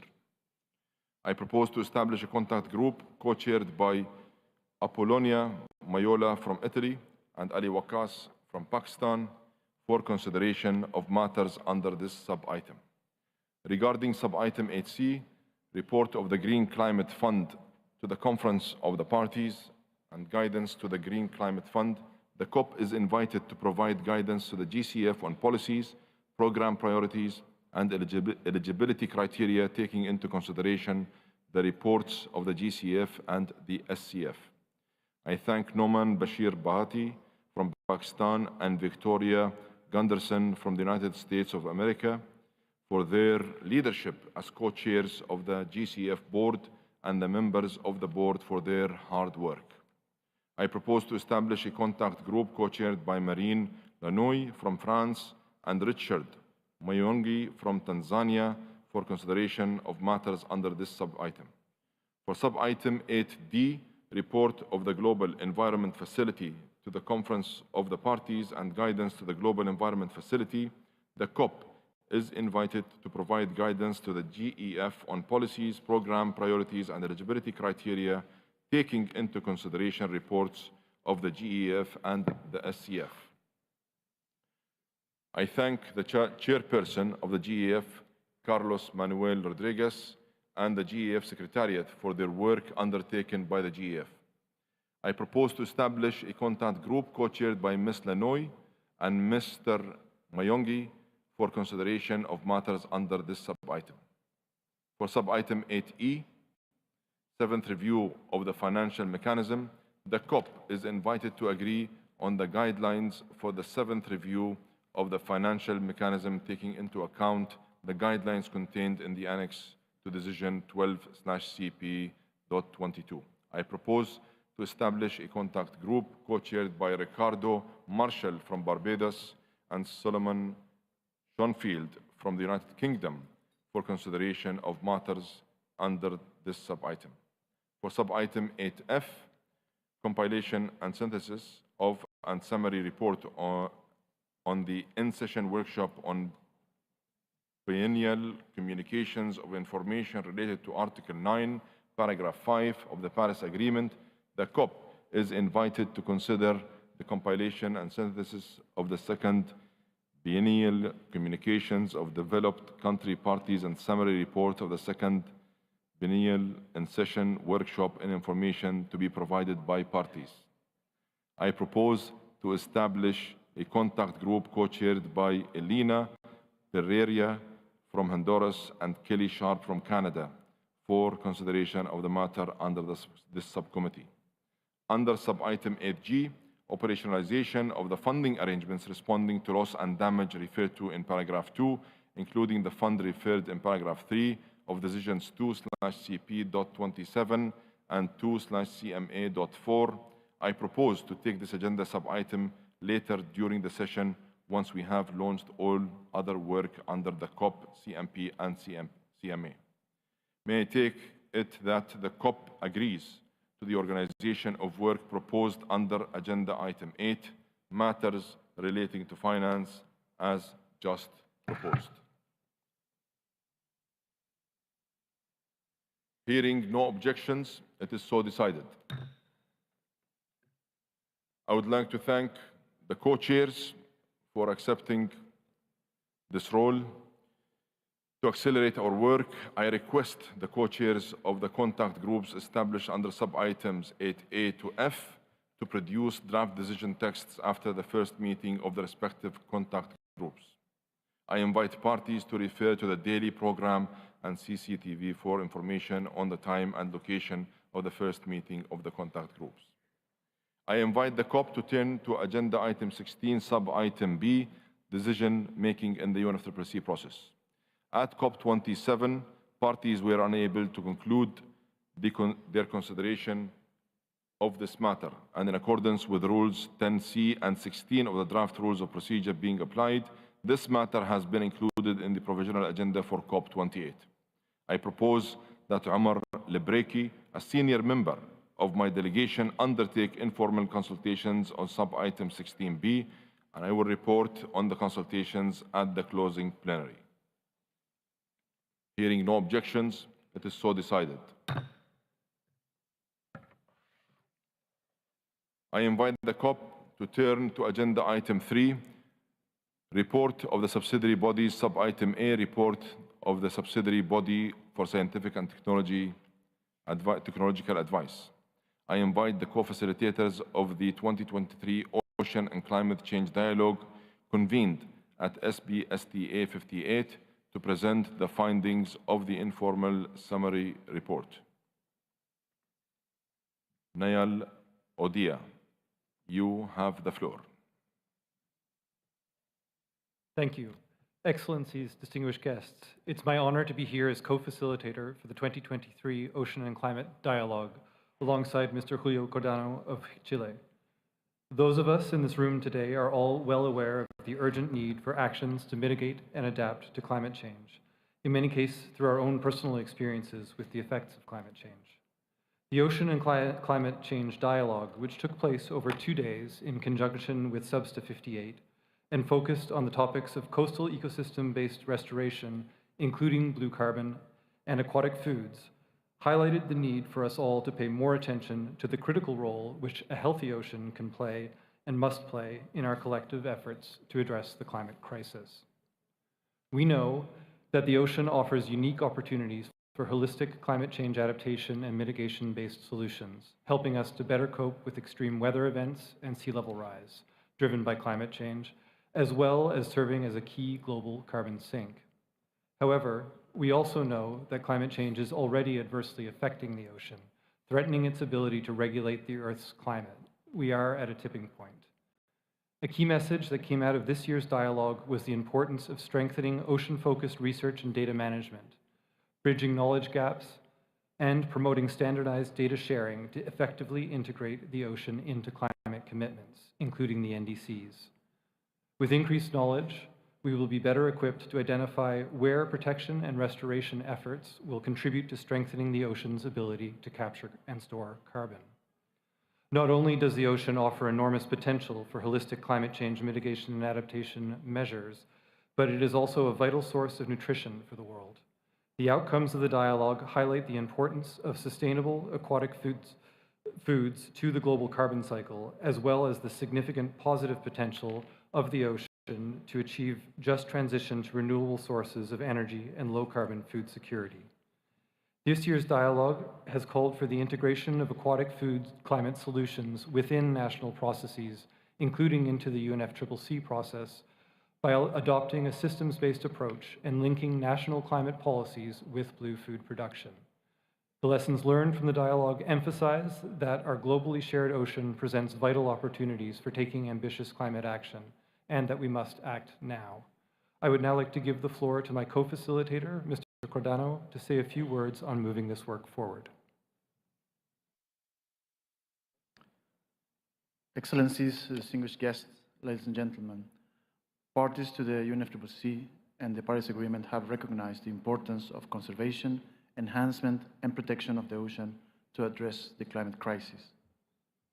This year's dialogue was aimed at strengthening ocean-based climate action at national level and under the UNFCCC process. Over 250 positive solutions were shared by parties and observers at the dialogue. We showed the wealth of existing options and the importance of the ocean in the global fight against climate change. Through the dialogue, we learn about real-world examples of collaboration with indigenous peoples, local communities, vulnerable groups, youth, women, and the private sector that can address policy barriers, facilitate investments, and promote effective conservation efforts. The dialogue report calls on parties to continue integrating ocean-based climate solutions into national climate policies and strategies, including into NDCs and NAPs. The report also further stresses the importance of increasing, scaling up, and ensuring stable and accessible finance flows for the implementation of sustainable fishing practices and management and restoration of coastal ecosystems, and to strengthen the resources of the Secretariat to follow up on the parties' policies and practices in this regard. A key message that emerged from the Ocean Dialogue was strengthening institutional linkages between partners at national and international levels and across the UN mandates and processes, including the recent BBNJ Treaty and the Kunming-Montreal Global Biodiversity Framework to enhance global ambition and action for a climate-resilient ocean. The Paris Agreement emphasizes that the global stocktake should inform parties in enhancing their climate actions and international cooperation. In this line, a key message from the dialogue is that the GST outcomes considers guidelines for parties to be able to strengthen ocean-based measures in their updated NDCs and national strategies. It is our view that the ocean holds one of the keys to an equitable and sustainable planet, and this should be reflected in the outcomes of this important meeting. We remain available to parties, Niall and I, as co-facilitators of this dialogue, to parties and observers to continue engaging on the outcomes of the Ocean Dialogue. And for this, we will convene an informal and open meeting that is scheduled on the 3rd of December at 1 p.m. Thank you very much, Mr. President. Thank you, Julio and Niall. We will return to agenda item 3 once the work of the subsidiary bodies has concluded. Delegates, this brings us to the end of the first meeting of the COP. We will meet later today for the joint plenary of the governing and subsidiary bodies to hear statements from groups of parties and observers after the opening plenaries of the subsidiary bodies. We will resume this meeting of the COP after the CMA opening plenary to consider COP agenda sub-item 8G, operationalization of the funding arrangements for responding to loss and damage referred to in paragraph 2, including the fund referred to in paragraph 3 of decisions 2/CP.27 and 2/CMA.4. This meeting of the COP is suspended.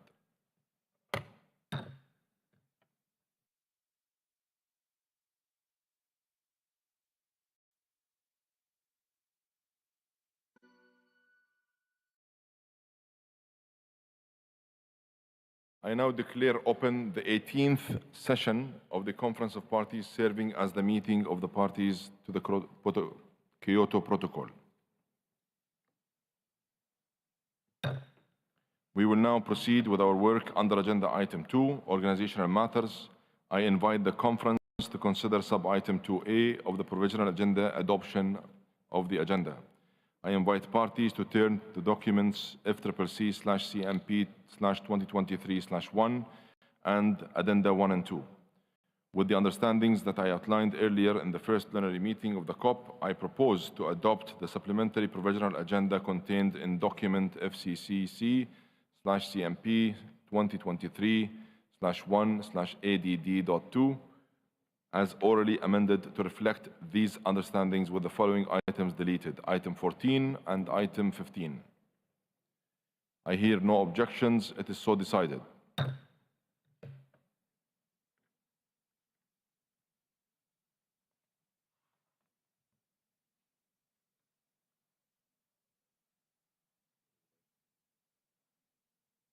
I invite parties to agenda sub-item 2B, election of additional officers. As I mentioned during the COP opening plenary, Mohammed Nasser of Egypt has been continuing consultations on the election of officers to bodies under the Convention, the Kyoto Protocol, and the Paris Agreement on my behalf.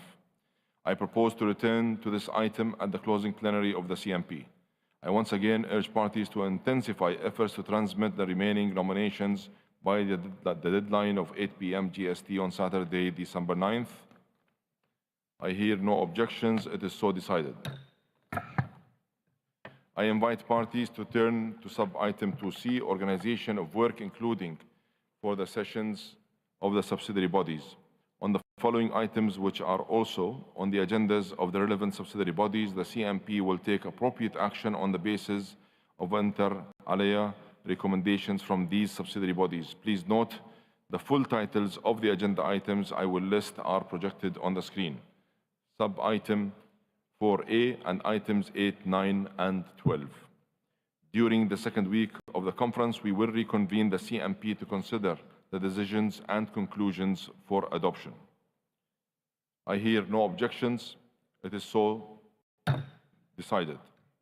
Colleagues, as I already mentioned during the COP opening on Wednesday, December 6th, the SBSTA and the SBI will conclude their work. I look forward to receiving the outcome of the work of the SBSTA and of the SBI. I invite the CMP to turn agenda item 4, reporting from and review of parties included in Annex 1, sub-item B, annual compilation and accounting report for the second commitment period for Annex B parties under the Kyoto Protocol. The CMP is invited to take note of information contained in reports for 2019 to 2023. I would like to mention that the report for 2023 is the last one of the annual compilation and accounting reports. The CMP may wish to note that this concludes the consideration of this agenda item. And I hear no objections. It is so decided. I invite the CMP to turn to agenda item 5, matters relating to the Clean Development Mechanism. Under this item, the CMP is invited to consider, inter alia, the annual report of the CDM Executive Board and the technical paper prepared by Secretariat in response to the CMP 17 mandate. Subsequent to the publication of the annual report, the Executive Board met in Dubai earlier this week and requested further guidance on specific matters to the CMP. The meeting report is available on the CDM web pages of the UNFCCC website. I would like to thank CDM Executive Board Chair Lambert Schneider and Vice Chair Spencer Thomas for their leadership, and the members and alternate members of the board for their hard work. I propose to establish a contact group to consider this item to be co-chaired by Kazuhisa Kwakotsu from Japan and Alec Movandika from Zambia. Hearing no objections, it is so decided. I now invite the CMP to turn to agenda item 6, matters relating to joint implementation. CMP 17 decided to terminate the Joint Implementation Supervisory Committee. It requested the Secretariat to take necessary steps to conclude matters relating to the operation of the committee for consideration at CMP 18. The CMP is invited to consider and provide guidance on this matter, and for this purpose, I will propose a senior delegate to work on a draft decision with the support of the Secretariat. Hearing no objections, it is so decided.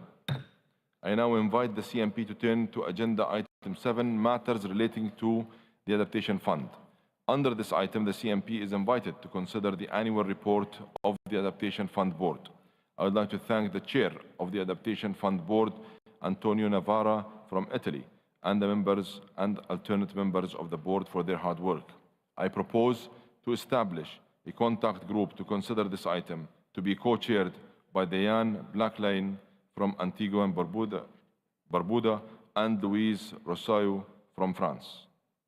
I hear no objections. It is so decided. I invite the CMP to turn to agenda item 10, report of the Compliance Committee. I'd like to thank the chairpersons of the committee,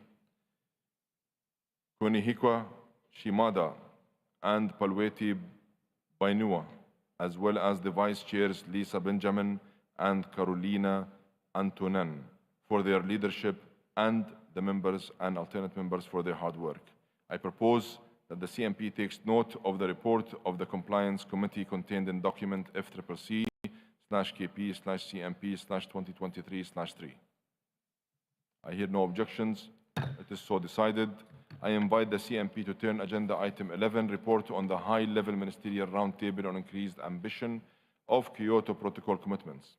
Consultations during CMP 17 on this matter revealed that views remain divergent on whether further work is needed on this matter. I propose a senior member of my delegation to conduct consultations on this matter on my behalf. Hearing no objections, it is so decided. Dear delegates, I'd like to thank the co-chairs for accepting to undertake this role. Colleagues, this brings us to the end of the first meeting of the CMP. The meeting of the CMP is adjourned.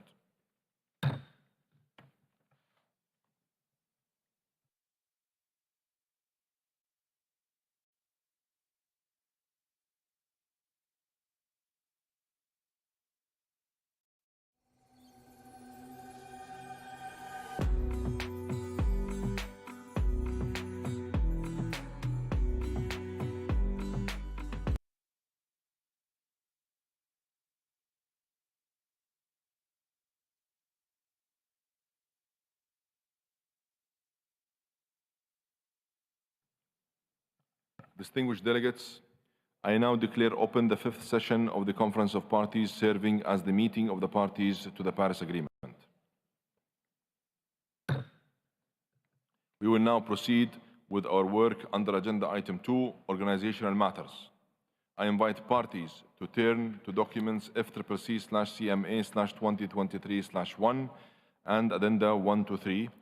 I invite the CMA to consider sub-item 2A of the provisional agenda, adoption of the agenda.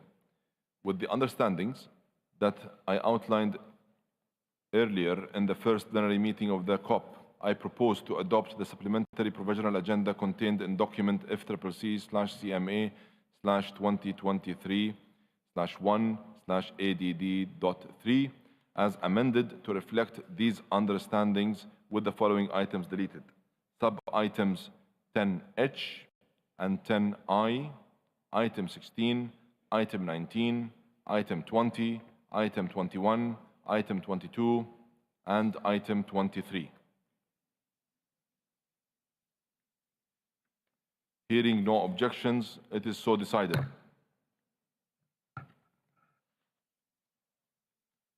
I invite the CMA to turn to agenda sub-item 2B, election of additional officers.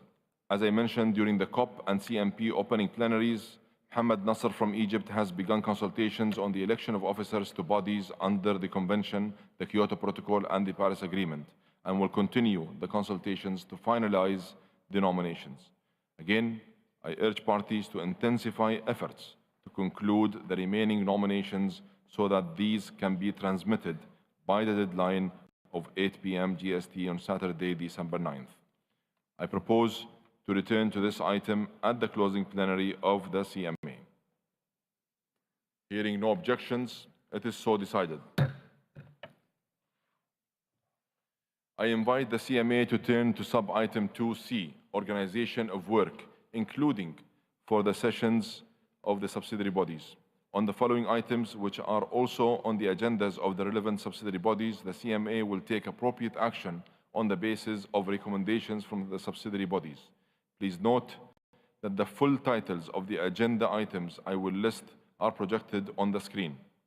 Agenda items 4, 5, 6, 7, 8, 9.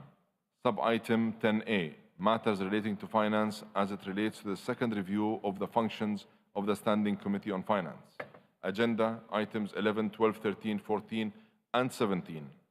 A number of high-level events that relate to a few of the agenda items considered under the subsidiary bodies will also be organized during this session.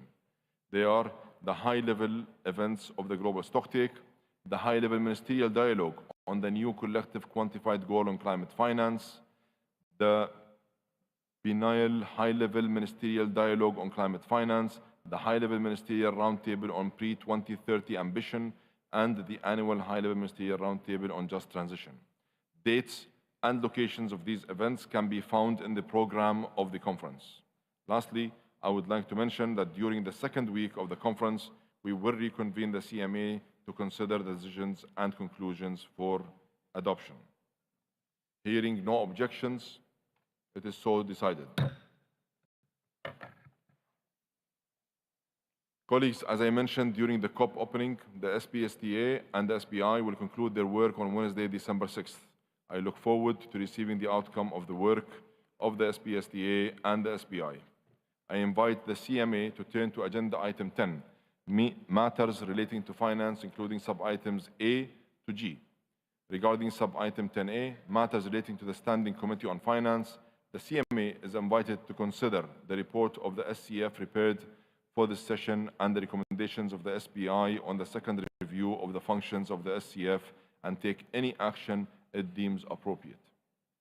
Consideration of this sub-item will be undertaken jointly with the contact group established by the COP for its agenda sub-item 8B, co-chaired by Apollina Mola from Italy and Ali Waqas from Pakistan. Regarding sub-item 10B, guidance to the Green Climate Fund, the CMA is invited to provide guidance to GCF on policies, program priorities, and eligibility criteria related to the Paris Agreement for transmission by the COP. Consideration of sub-item 10B will be undertaken jointly with the contact group established by the COP for its agenda sub-item 8C by co-chaired by Marine Lanouille from France and Richard Mayongi from Tanzania. Regarding sub-item 10C, guidance to the Global Environment Facility, the CMA is invited to consider the information provided by the GEF and to provide guidance to it on policies, program priorities, and eligibility criteria related to the Paris Agreement for transmission by the COP. Consideration of sub-item 10C will be undertaken jointly with the contact group established by the COP for its agenda sub-item 8D to be co-chaired by Ms. Lanouille and Mr. Mayongi. Regarding sub-item 10D, matters relating to Adaptation Fund, the CMA is invited to consider the annual report of the Adaptation Fund Board prepared for this session. Work under this sub-item will be undertaken jointly with the contact group established by the CMP for its agenda item 7, co-chaired by Diane Black-Lalin from Antigua and Barbuda and Luis Rousseau from France. Regarding sub-item 10E, new collective quantified goal on climate finance, the CMA is invited to take stock of the progress made and provide further guidance on the ad hoc work program. I would like to thank Fiona Gilbert and Zahir Fakir for their leadership as co-chairs of the ad hoc work program and for their work this year as reflected in their annual report prepared for this session. Work under this sub-item will also take in consideration the summary of the deliberations and the high-level ministerial dialogue to be convened on December 3rd.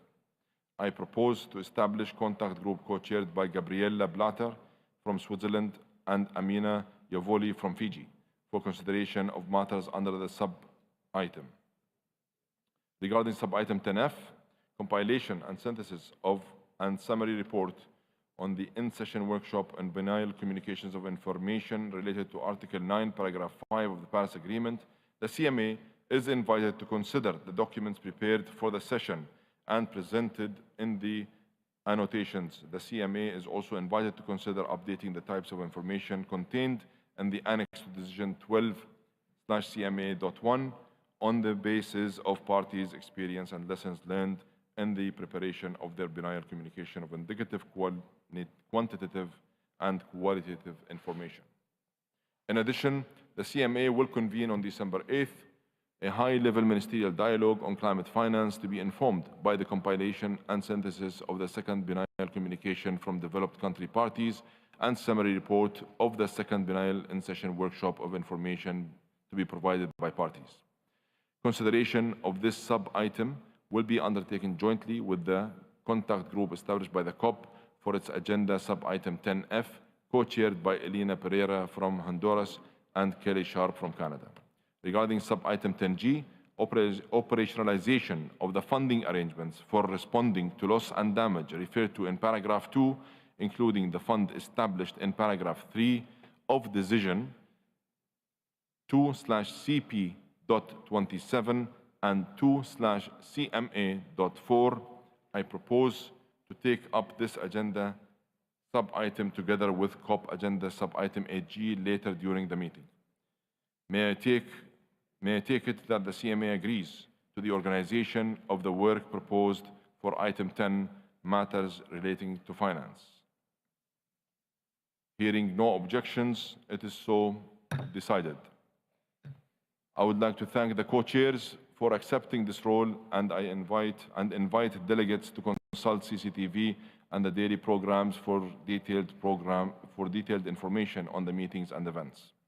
To accelerate our work, I request the co-chairs of the contact group established under 10A to F to produce draft decision texts after the first meeting of the respective contact groups.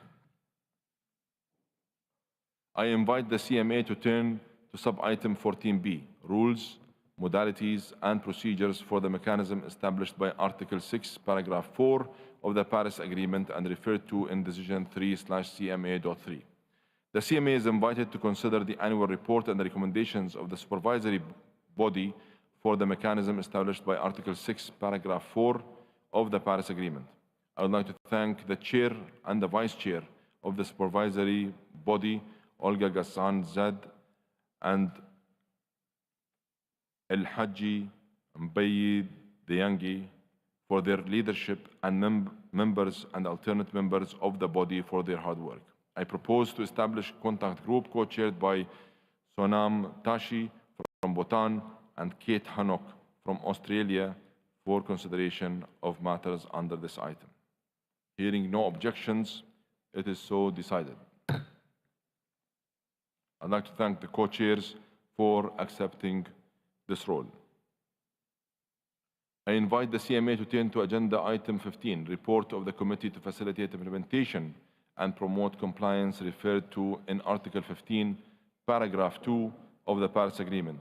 I would like to thank Christina Voigt and Hasib Gohar, co-chairs of the committee, for their leadership, as well as the members and alternate members for their hard work. I invite the CMA to take note of the information contained in the 4th annual report of the Paris Agreement Implementation and Compliance Committee, contained in document FCCMA/CMA/2023/4, including the recommendation that with respect to paragraph 2 of decision 20/CMA.1, the CMA undertake the first review of the committee's modalities and procedures in 2024, noting that CMA 7 will take place in 2025 instead of 2024, owing to the coronavirus pandemic. Hearing no objections, it is so decided.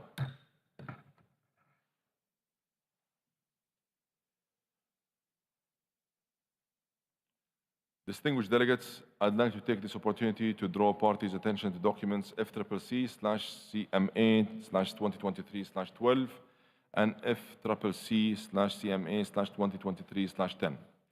The first document was prepared by the Secretariat at the request of CMA3 and presents an update of the synthesis report on nationally determined contributions under the Paris Agreement referred to in Decision 1/CMA.2, paragraph 10.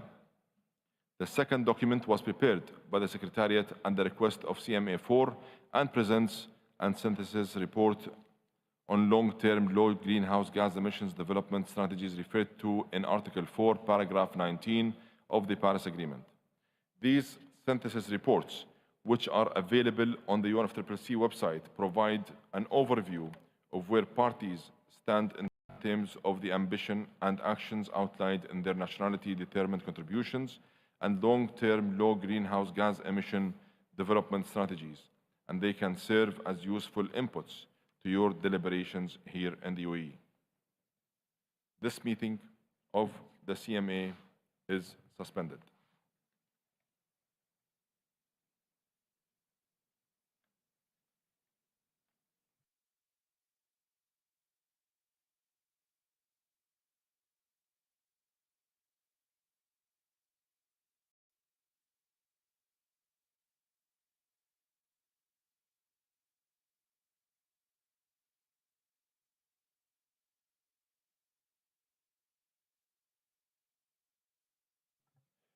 Dear delegates, as I informed you earlier, we now return to COP Agenda Item 8G and CMA Agenda Item 10G, operationalization of the funding arrangements for responding to loss and damage, referred to in paragraph 2, including the fund referred to in paragraph 3 of decisions 2/CP.27 and 2/CMA.4. We will be considering the draft decisions on this matter first in the COP and then in the CMA.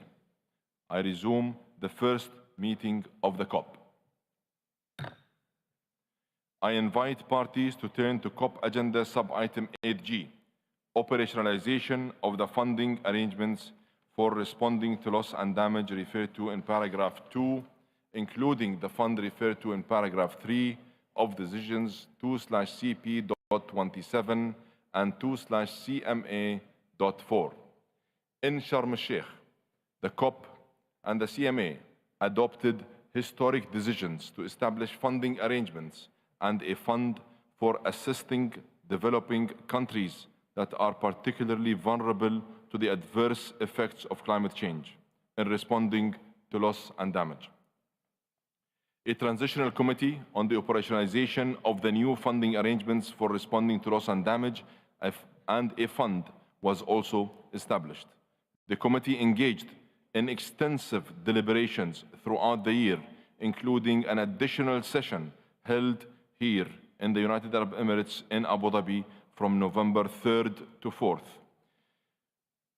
It worked diligently in developing recommendations for consideration and adoption by the COP and the CMA, demonstrating significant compromise and flexibility to achieve agreement, and by doing so, delivered on its mandate. I thank every member of the committee for their dedication, constructive engagement, and spirit of compromise, which I hope will continue to inspire all of our work here in Dubai. I also thank the co-chairs for their leadership. I invite the co-chairs of the Transitional Committee, Oti Honkatukia from Finland and Richard Sherman from South Africa, to report on the work of the committee. Richard, you have the floor. Thank you very much, Mr. COP Presidency. We welcome your election, and on behalf of South Africa, just to express our full support for your efforts to ensure that we have a successful outcome here in Dubai. I also wanted to thank you for the opportunity to address the sessions with a brief report back on the work of the Transitional Committee. As colleagues recall, decisions in Sharm el-Sheikh established the Transitional Committee to operationalize the fund. We were given a very clear mandate. We were also given a very hard task in a very short amount of time. And I'm very grateful to be able to report back on behalf of Uti and the Transitional Committee members that we have delivered on our task. The outcome might not be satisfactory to all people. We certainly know that our colleagues in civil society have been shouting at us, but we welcome those voices. They are encouraging to us.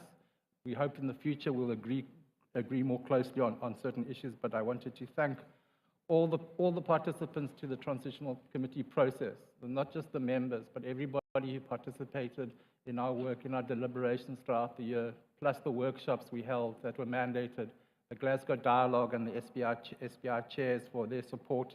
I think collectively All these inputs have made our work more robust. It's also made our work a lot harder, but I believe that as the committee, we have agreed on our recommendations by consensus. Thank you again to the UAE for hosting the 5th meeting in Abu Dhabi just after the pre-COP, and therefore we're happy to present our recommendations to you. So in terms of the formal handing over of our report, these are in documents FCCC/CP/2023/9 and FCCC/PA/CMA/2023/9. The outcomes are a result of many months of complex work. It has been very challenging, but it represents a milestone achievement by a small group of representative parties that we are able to deliver our report to you here. I would like to just finally thank my colleague Uti for working alongside me throughout the year, and to the Secretariat. And on this note, I will hand over to Uti to complete our report. Thank you, Chair. Thank you.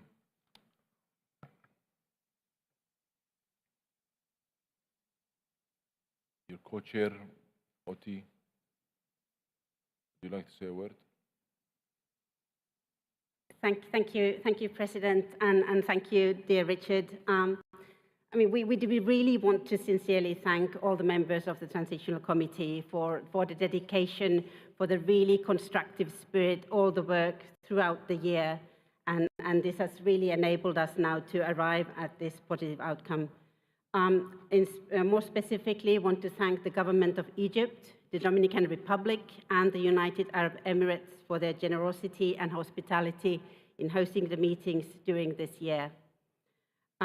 Also, on behalf of Richard and myself, I want to express our gratitude to the agencies that took part in the technical support unit. They provided really important technical inputs to our work this year, and also to the many observers and other stakeholders who made submissions, attended meetings and workshops, and shared their valuable insights and experiences with us. Your significant contributions strengthened our work and really served as a powerful reminder of what this work means for communities and countries on the front lines of climate change. While this was not an easy journey, and on a very personal note, I'm pretty sure that there are parts of this journey that neither my co-chair, Richard of South Africa, nor I wish to experience ever again, we are confident that the outcomes of this process serve as a strong foundation upon which the international community can now continue to build the new fund, the new funding arrangements, and continue to strengthen the existing funding arrangements, all of which have been widely welcomed as a beacon of hope for the climate vulnerables across the globe. Thank you. Thank you both for your hard work. I invite the COP to turn to document FCCC/CP/2023/L.1 containing the draft decision entitled the operationalization of the new funding arrangements, including a fund responding to loss and damage referred to in paragraphs 2-3 of decisions 2/CP.27 and 2/CMA.4. It is my understanding that some parties may offer to contribute to the fund, and I encourage parties to consider making such pledges during this session. I request the Secretariat to update paragraph 14 of the decision to reflect any offers to contribute made during this conference. Further, I also request the Secretariat to make available on UNFCCC website all offers to contribute as they are made. I recommend that once operational, the board take up the matter of a name for this fund for climate impact response.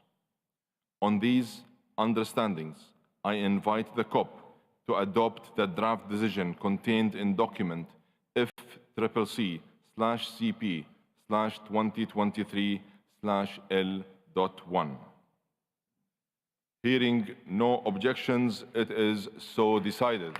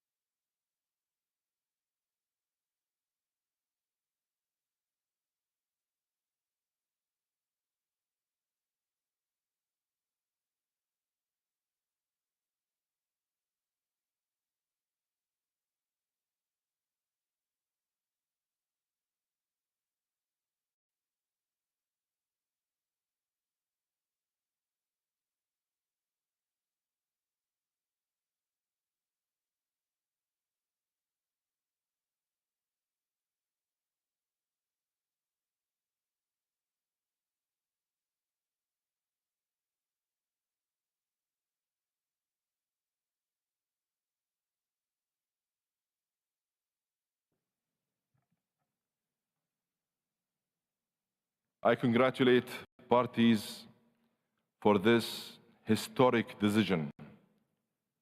This sends a positive signal of momentum to the world and to our work here in Dubai. I encourage parties to nominate members and alternate members of the board of the fund here in Dubai so that we can immediately have the board operational and serving the developing countries particularly vulnerable to the adverse effects of climate change. I propose that parties wishing to intervene do so following adoption of the decision under the CMA. With this, I declare the first meeting of the COP adjourned.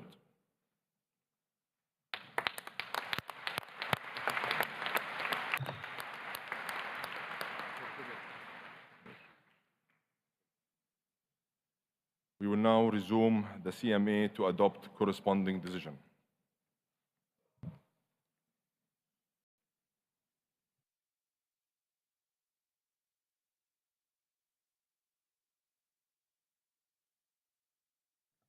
I resume the first meeting of the CMA.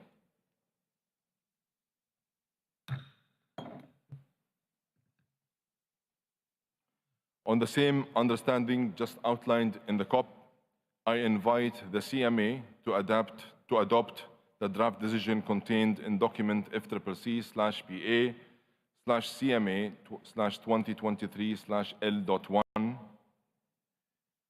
And I hear no objections. It is so decided. Once again, I congratulate all parties for this historic decision.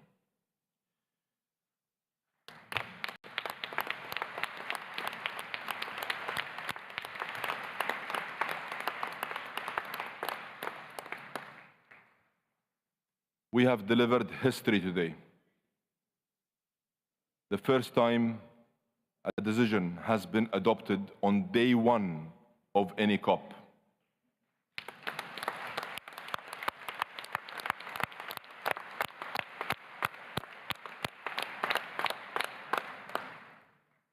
And the speed in which we have done so is also unique, phenomenal, and historic. I thank you all.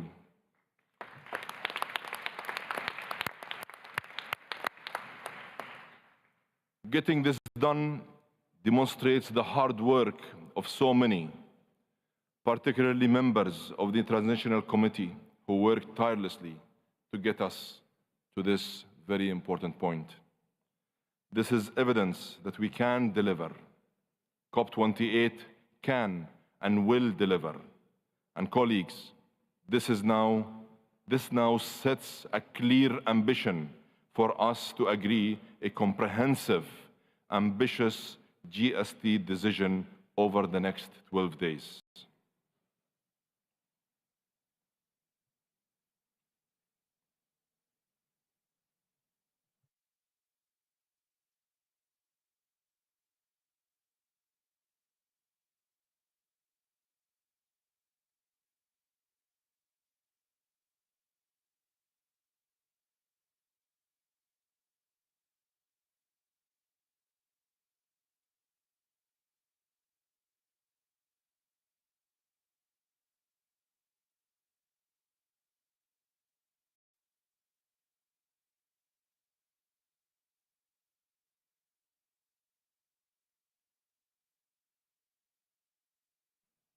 Allow me a minute for consultation, please. Thank you.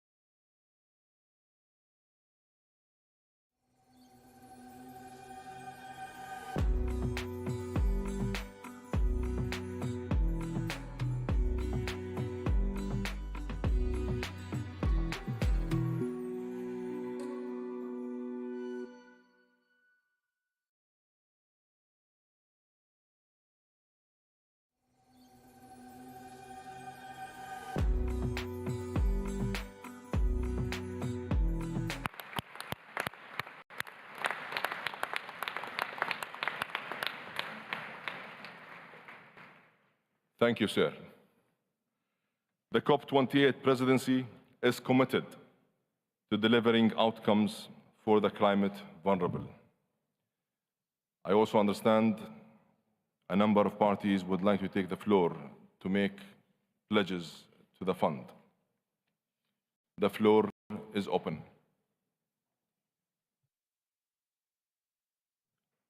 I see Germany. Germany, you have the floor.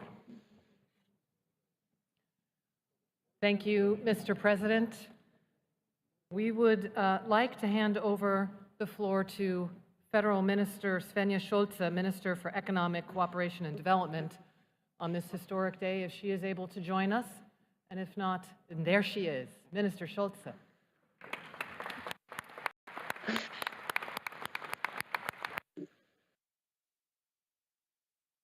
Dear colleagues, dear Dr. Sultan Al-Jaber, thank you so much for letting me participate in this remarkable moment. And let me express my gratitude to all of you, and especially to you personally and the team of the COP presidency.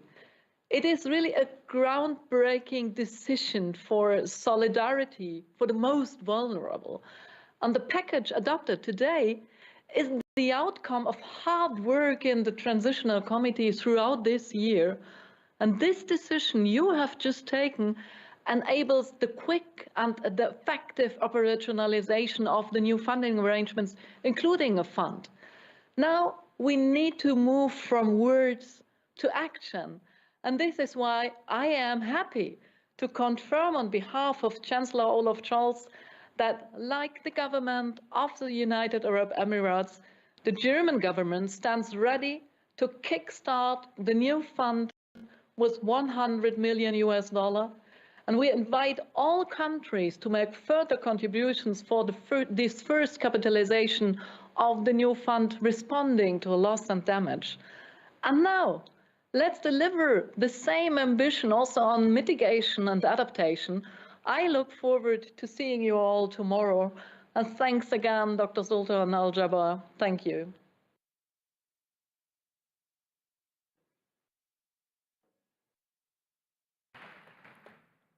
Thank you, Germany. And I see United Kingdom have asked for the floor. You have the floor, UK. Thank you, Mr. President. This is a historic occasion and one that's been a long time in the making. And we want to thank the UAE presidency, the former Egyptian presidency, as well as the co-chairs, the Secretariat, and all the members of the Transitional Committee for the tireless work over the past year. And we also want to acknowledge those who fought for many years to get us to this point. The UK was honoured to play our part in the Transitional Committee, and we join those before us in strongly welcoming the establishment of the fund and funding arrangements. And we've heard the message loud and clear. It's now time for the fund to get to work. And in this spirit, the UK is delighted to announce up to £60 million for loss and damage, including up to £40 million for the new fund, and a further £20 million for funding arrangements, including for early warning systems and disaster risk finance. This is a demonstration of our commitment to getting the fund up and running so that it can support our vulnerable partners. And for the fund to deliver at the scale needed, we must work together to ensure that it delivers in bringing in a wide variety of sources. Mr. President, the outcome that we've achieved this year demonstrates our potential when we come together for a common cause. We need to channel this momentum through the rest of the COP28 as we strive for an ambitious outcome that keeps 1.5 in reach and supports the most vulnerable. Thank you.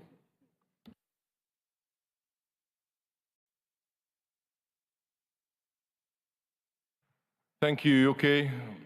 I understand the United States have asked for the floor. You have the floor, sir.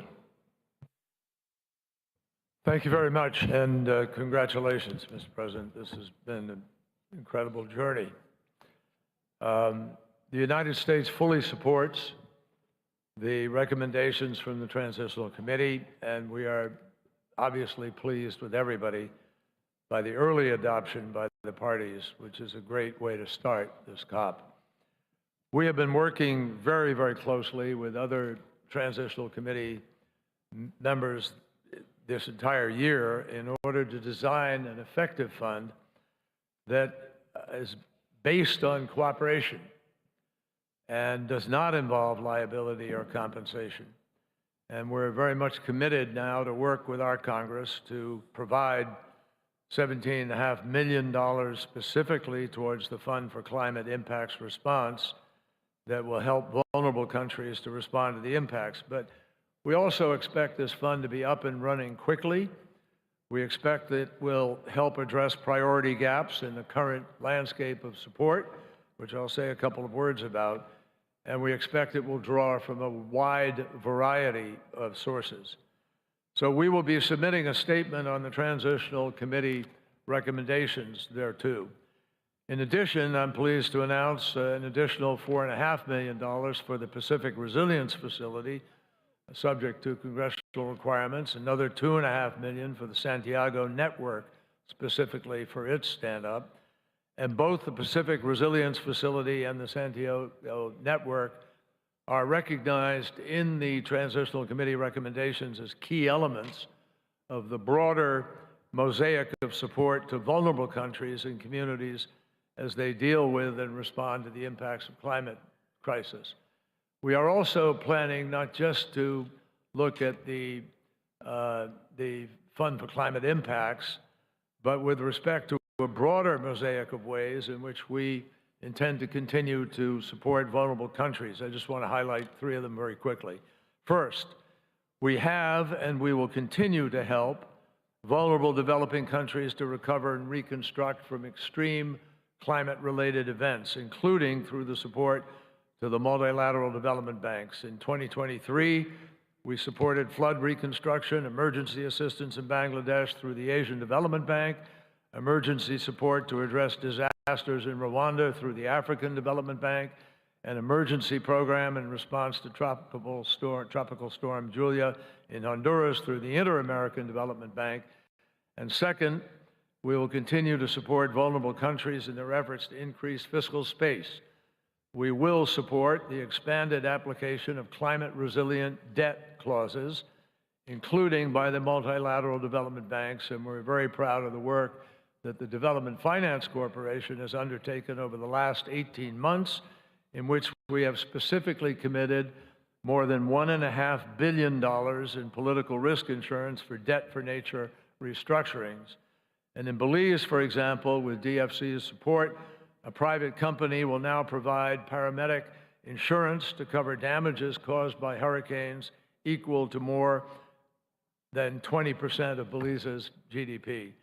And thirdly, finally, the United States is committed to working with others on policy matters related to sea level rise. In 2022, we made it a U.S. policy that sea level rise driven by human-induced climate change will not diminish the maritime zones on which island states and other coastal states rely, including for food and livelihoods. In addition, President Biden announced the United States considers that sea level rise driven by human-induced climate change should not cause a country to lose its statehood or its membership in the United Nations. And these are a snapshot of what I think is an increasingly broad array of initiatives from nations around the world. And finally, with respect to the importance of innovative sources of finance, the scale of the challenge is simply too large for any government to be able to finance alone. And that is why we announced last year, and we will be announcing further in a few days, the outlines of the full measure of how this will now be implemented for the Energy Transition Accelerator, the ETA, which will go to help specifically vulnerable countries in their efforts to adapt and to respond to the impacts of the climate crisis. And going forward, we will continue to work with partners in addition to President Biden's PREPARE program, which is the Emergency Adaptation Initiative, which he has announced. So we're proud of what has happened here over this last year and proud of what has been announced today. Thank you. Thank you, U.S. May I now give the floor to Japan, please. Japan, you have the floor. Thank you, Chair. Japan welcomes the adoption of the decision to establish the fund at this plenary. Like previous speakers, we commend the hard work of the Transition Committee And I am humbly delighted that a Japanese member of the committee also contributed to this outcome. We hope that the fund will be operationalized at the earliest timing so that we can assist developing countries that are particularly vulnerable to the adverse effects of climate change. I am happy to announce that Japan pledges $10 million for the startup of the fund.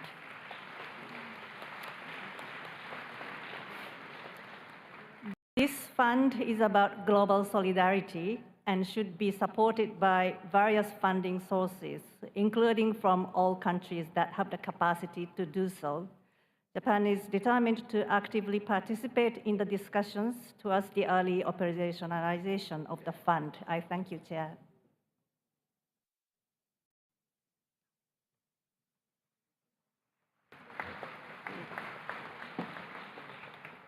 Thank you, Japan. I would like now to ask the EU to take the floor. EU, you have the floor. Thank you so much. And I want to speak on behalf of the EU and its member state. And first, thank you, the presidency, for the good start, for this positive start. I would also like to thank you, the Transitional Committee, for its work and welcome the adoption by parties of the recommendation on the funding arrangement, including the fund, as agreed in Abu Dhabi. By adopting the TC's recommendations, COP28 has delivered on the historic COP27 decision under Egypt's leadership and sends a strong signal of solidarity with developing countries particularly vulnerable to the adverse effects of climate change, including LDCs and SIDS. In this positive atmosphere, I am happy to share that the EU and a number of member states are announcing pledges to the fund and the funding arrangement at this COP, including to accelerate political momentum during the high-level segment. These pledges will provide a significant contribution to the operationalization of the fund and to get it up and running. We hope it will create an environment of trust and confidence. Thank you so much. Thank you, EU. I'd like to invite Turkey to take the floor. Turkey, you have the floor. Sayın Başkan, Excellency, distinguished delegates, first I would like to express our sincere gratitude to the Presidency for hosting us in this exceptional place. Today, we witness a robust global collaboration and trust-building efforts. Turkey views this historic decision on loss and damage with utmost satisfaction. And the cross-chapter paper 4, especially prepared for the Mediterranean region for the first time, as outlined in the Intergovernmental Panel on Climate Change, has already shown that this 1.5 degree scenario within the basin it resides in is happening. And only in 2022, Turkey has experienced more than 2,000 extreme weather events and disasters resulting from the climate change. For example, the floods, droughts, storms, and wildfires in an unprecedented frequency and impact. Esteemed delegates, I would like to clearly state the position of Turkey in regard to the implementation of loss and damage fund regulations, including the conformity and institutional arrangements on the fund.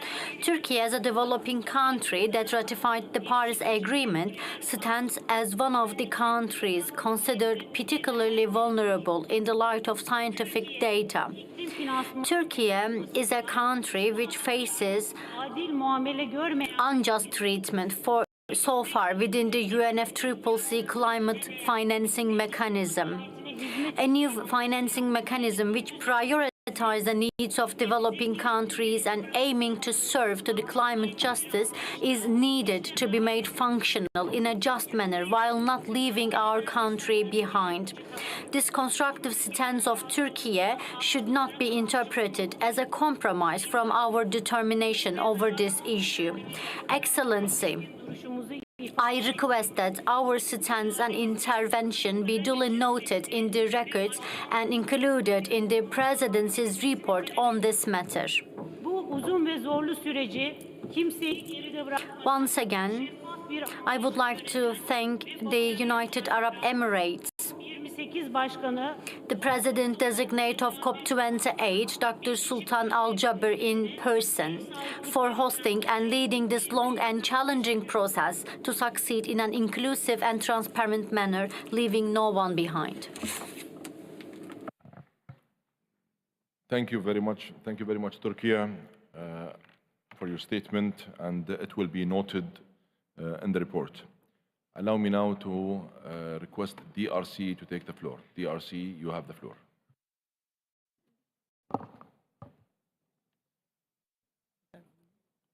Merci beaucoup. Thank you very much. Excellence, Dr. Sultan Al Jaber.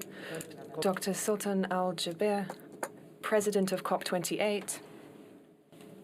Au nom de la République démocratique. On behalf of the Democratic Republic of Congo, I should like to sincerely congratulate you on this extraordinary decision taken in such a quick time frame, the decision to set up the fund to respond to climate change.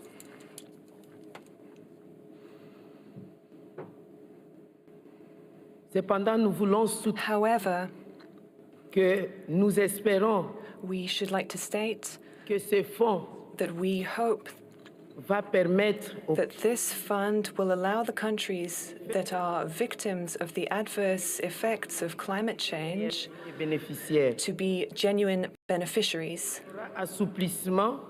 and that there will be flexibility in mechanisms to access the fund, and also that there will be transparent management of the fund. Nous espérons aussi que la création. We also hope that the creation of this fund will not obscure the commitments undertaken by countries responsible for pollution to contribute to fighting climate change de 100 milliards de dollars américains to the tune of $5 billion per year, an obligation which has still not been met in 14 years now. La lutte contre le réchauffement climatique est la. The fight against climate change is the responsibility of all. Nous savons que la responsabilité est collective. We know that the responsibility is common but differentiated, whether we are responsible for the pollution or not. La République démocratique du Congo, the Democratic Republic of the Congo, des différentes formes de réchauffement, is a victim of various forms of global warming. Like any forested country, nous sommes aussi la réponse face au changement. We are also at the forefront of responding to climate change potentiel environnemental through our environmental capacities, which are significant. Par principe de responsabilité collective, under the principle of common but differentiated responsibility, and on behalf of forested countries, on behalf of the 3 tropical basins, face à la lutte contre, which are at the heart of responding to climate change, nous voulons aussi annoncer notre intention de contribuer. It is also our intention to contribute to these funds, because we are not only victims, we also have the answer. But this answer is conditional. We ask that today, première journée extraordinaire COP28, the 7th extraordinary day, the first rather extraordinary day of the COP, that forests be made the answer, and we, forested countries, ask for an upward revision of the number of carbon tons to allow us to work with these funds from the carbon market so that we can contribute to mobilizing fund resources. This will allow us to fund our own adaptation and mitigation projects, and also to bolster solidarity for island and desert nations who are victims and who also need nature-based solutions to combat climate change. We also ask what we are requesting to be done, that is inclusion of sovereign markets instead of remaining at the mercy of the voluntary carbon credit markets. These are the proposals that we have. We remain ready to contribute to the fund. This was what I wanted to bring to your attention. Thank you.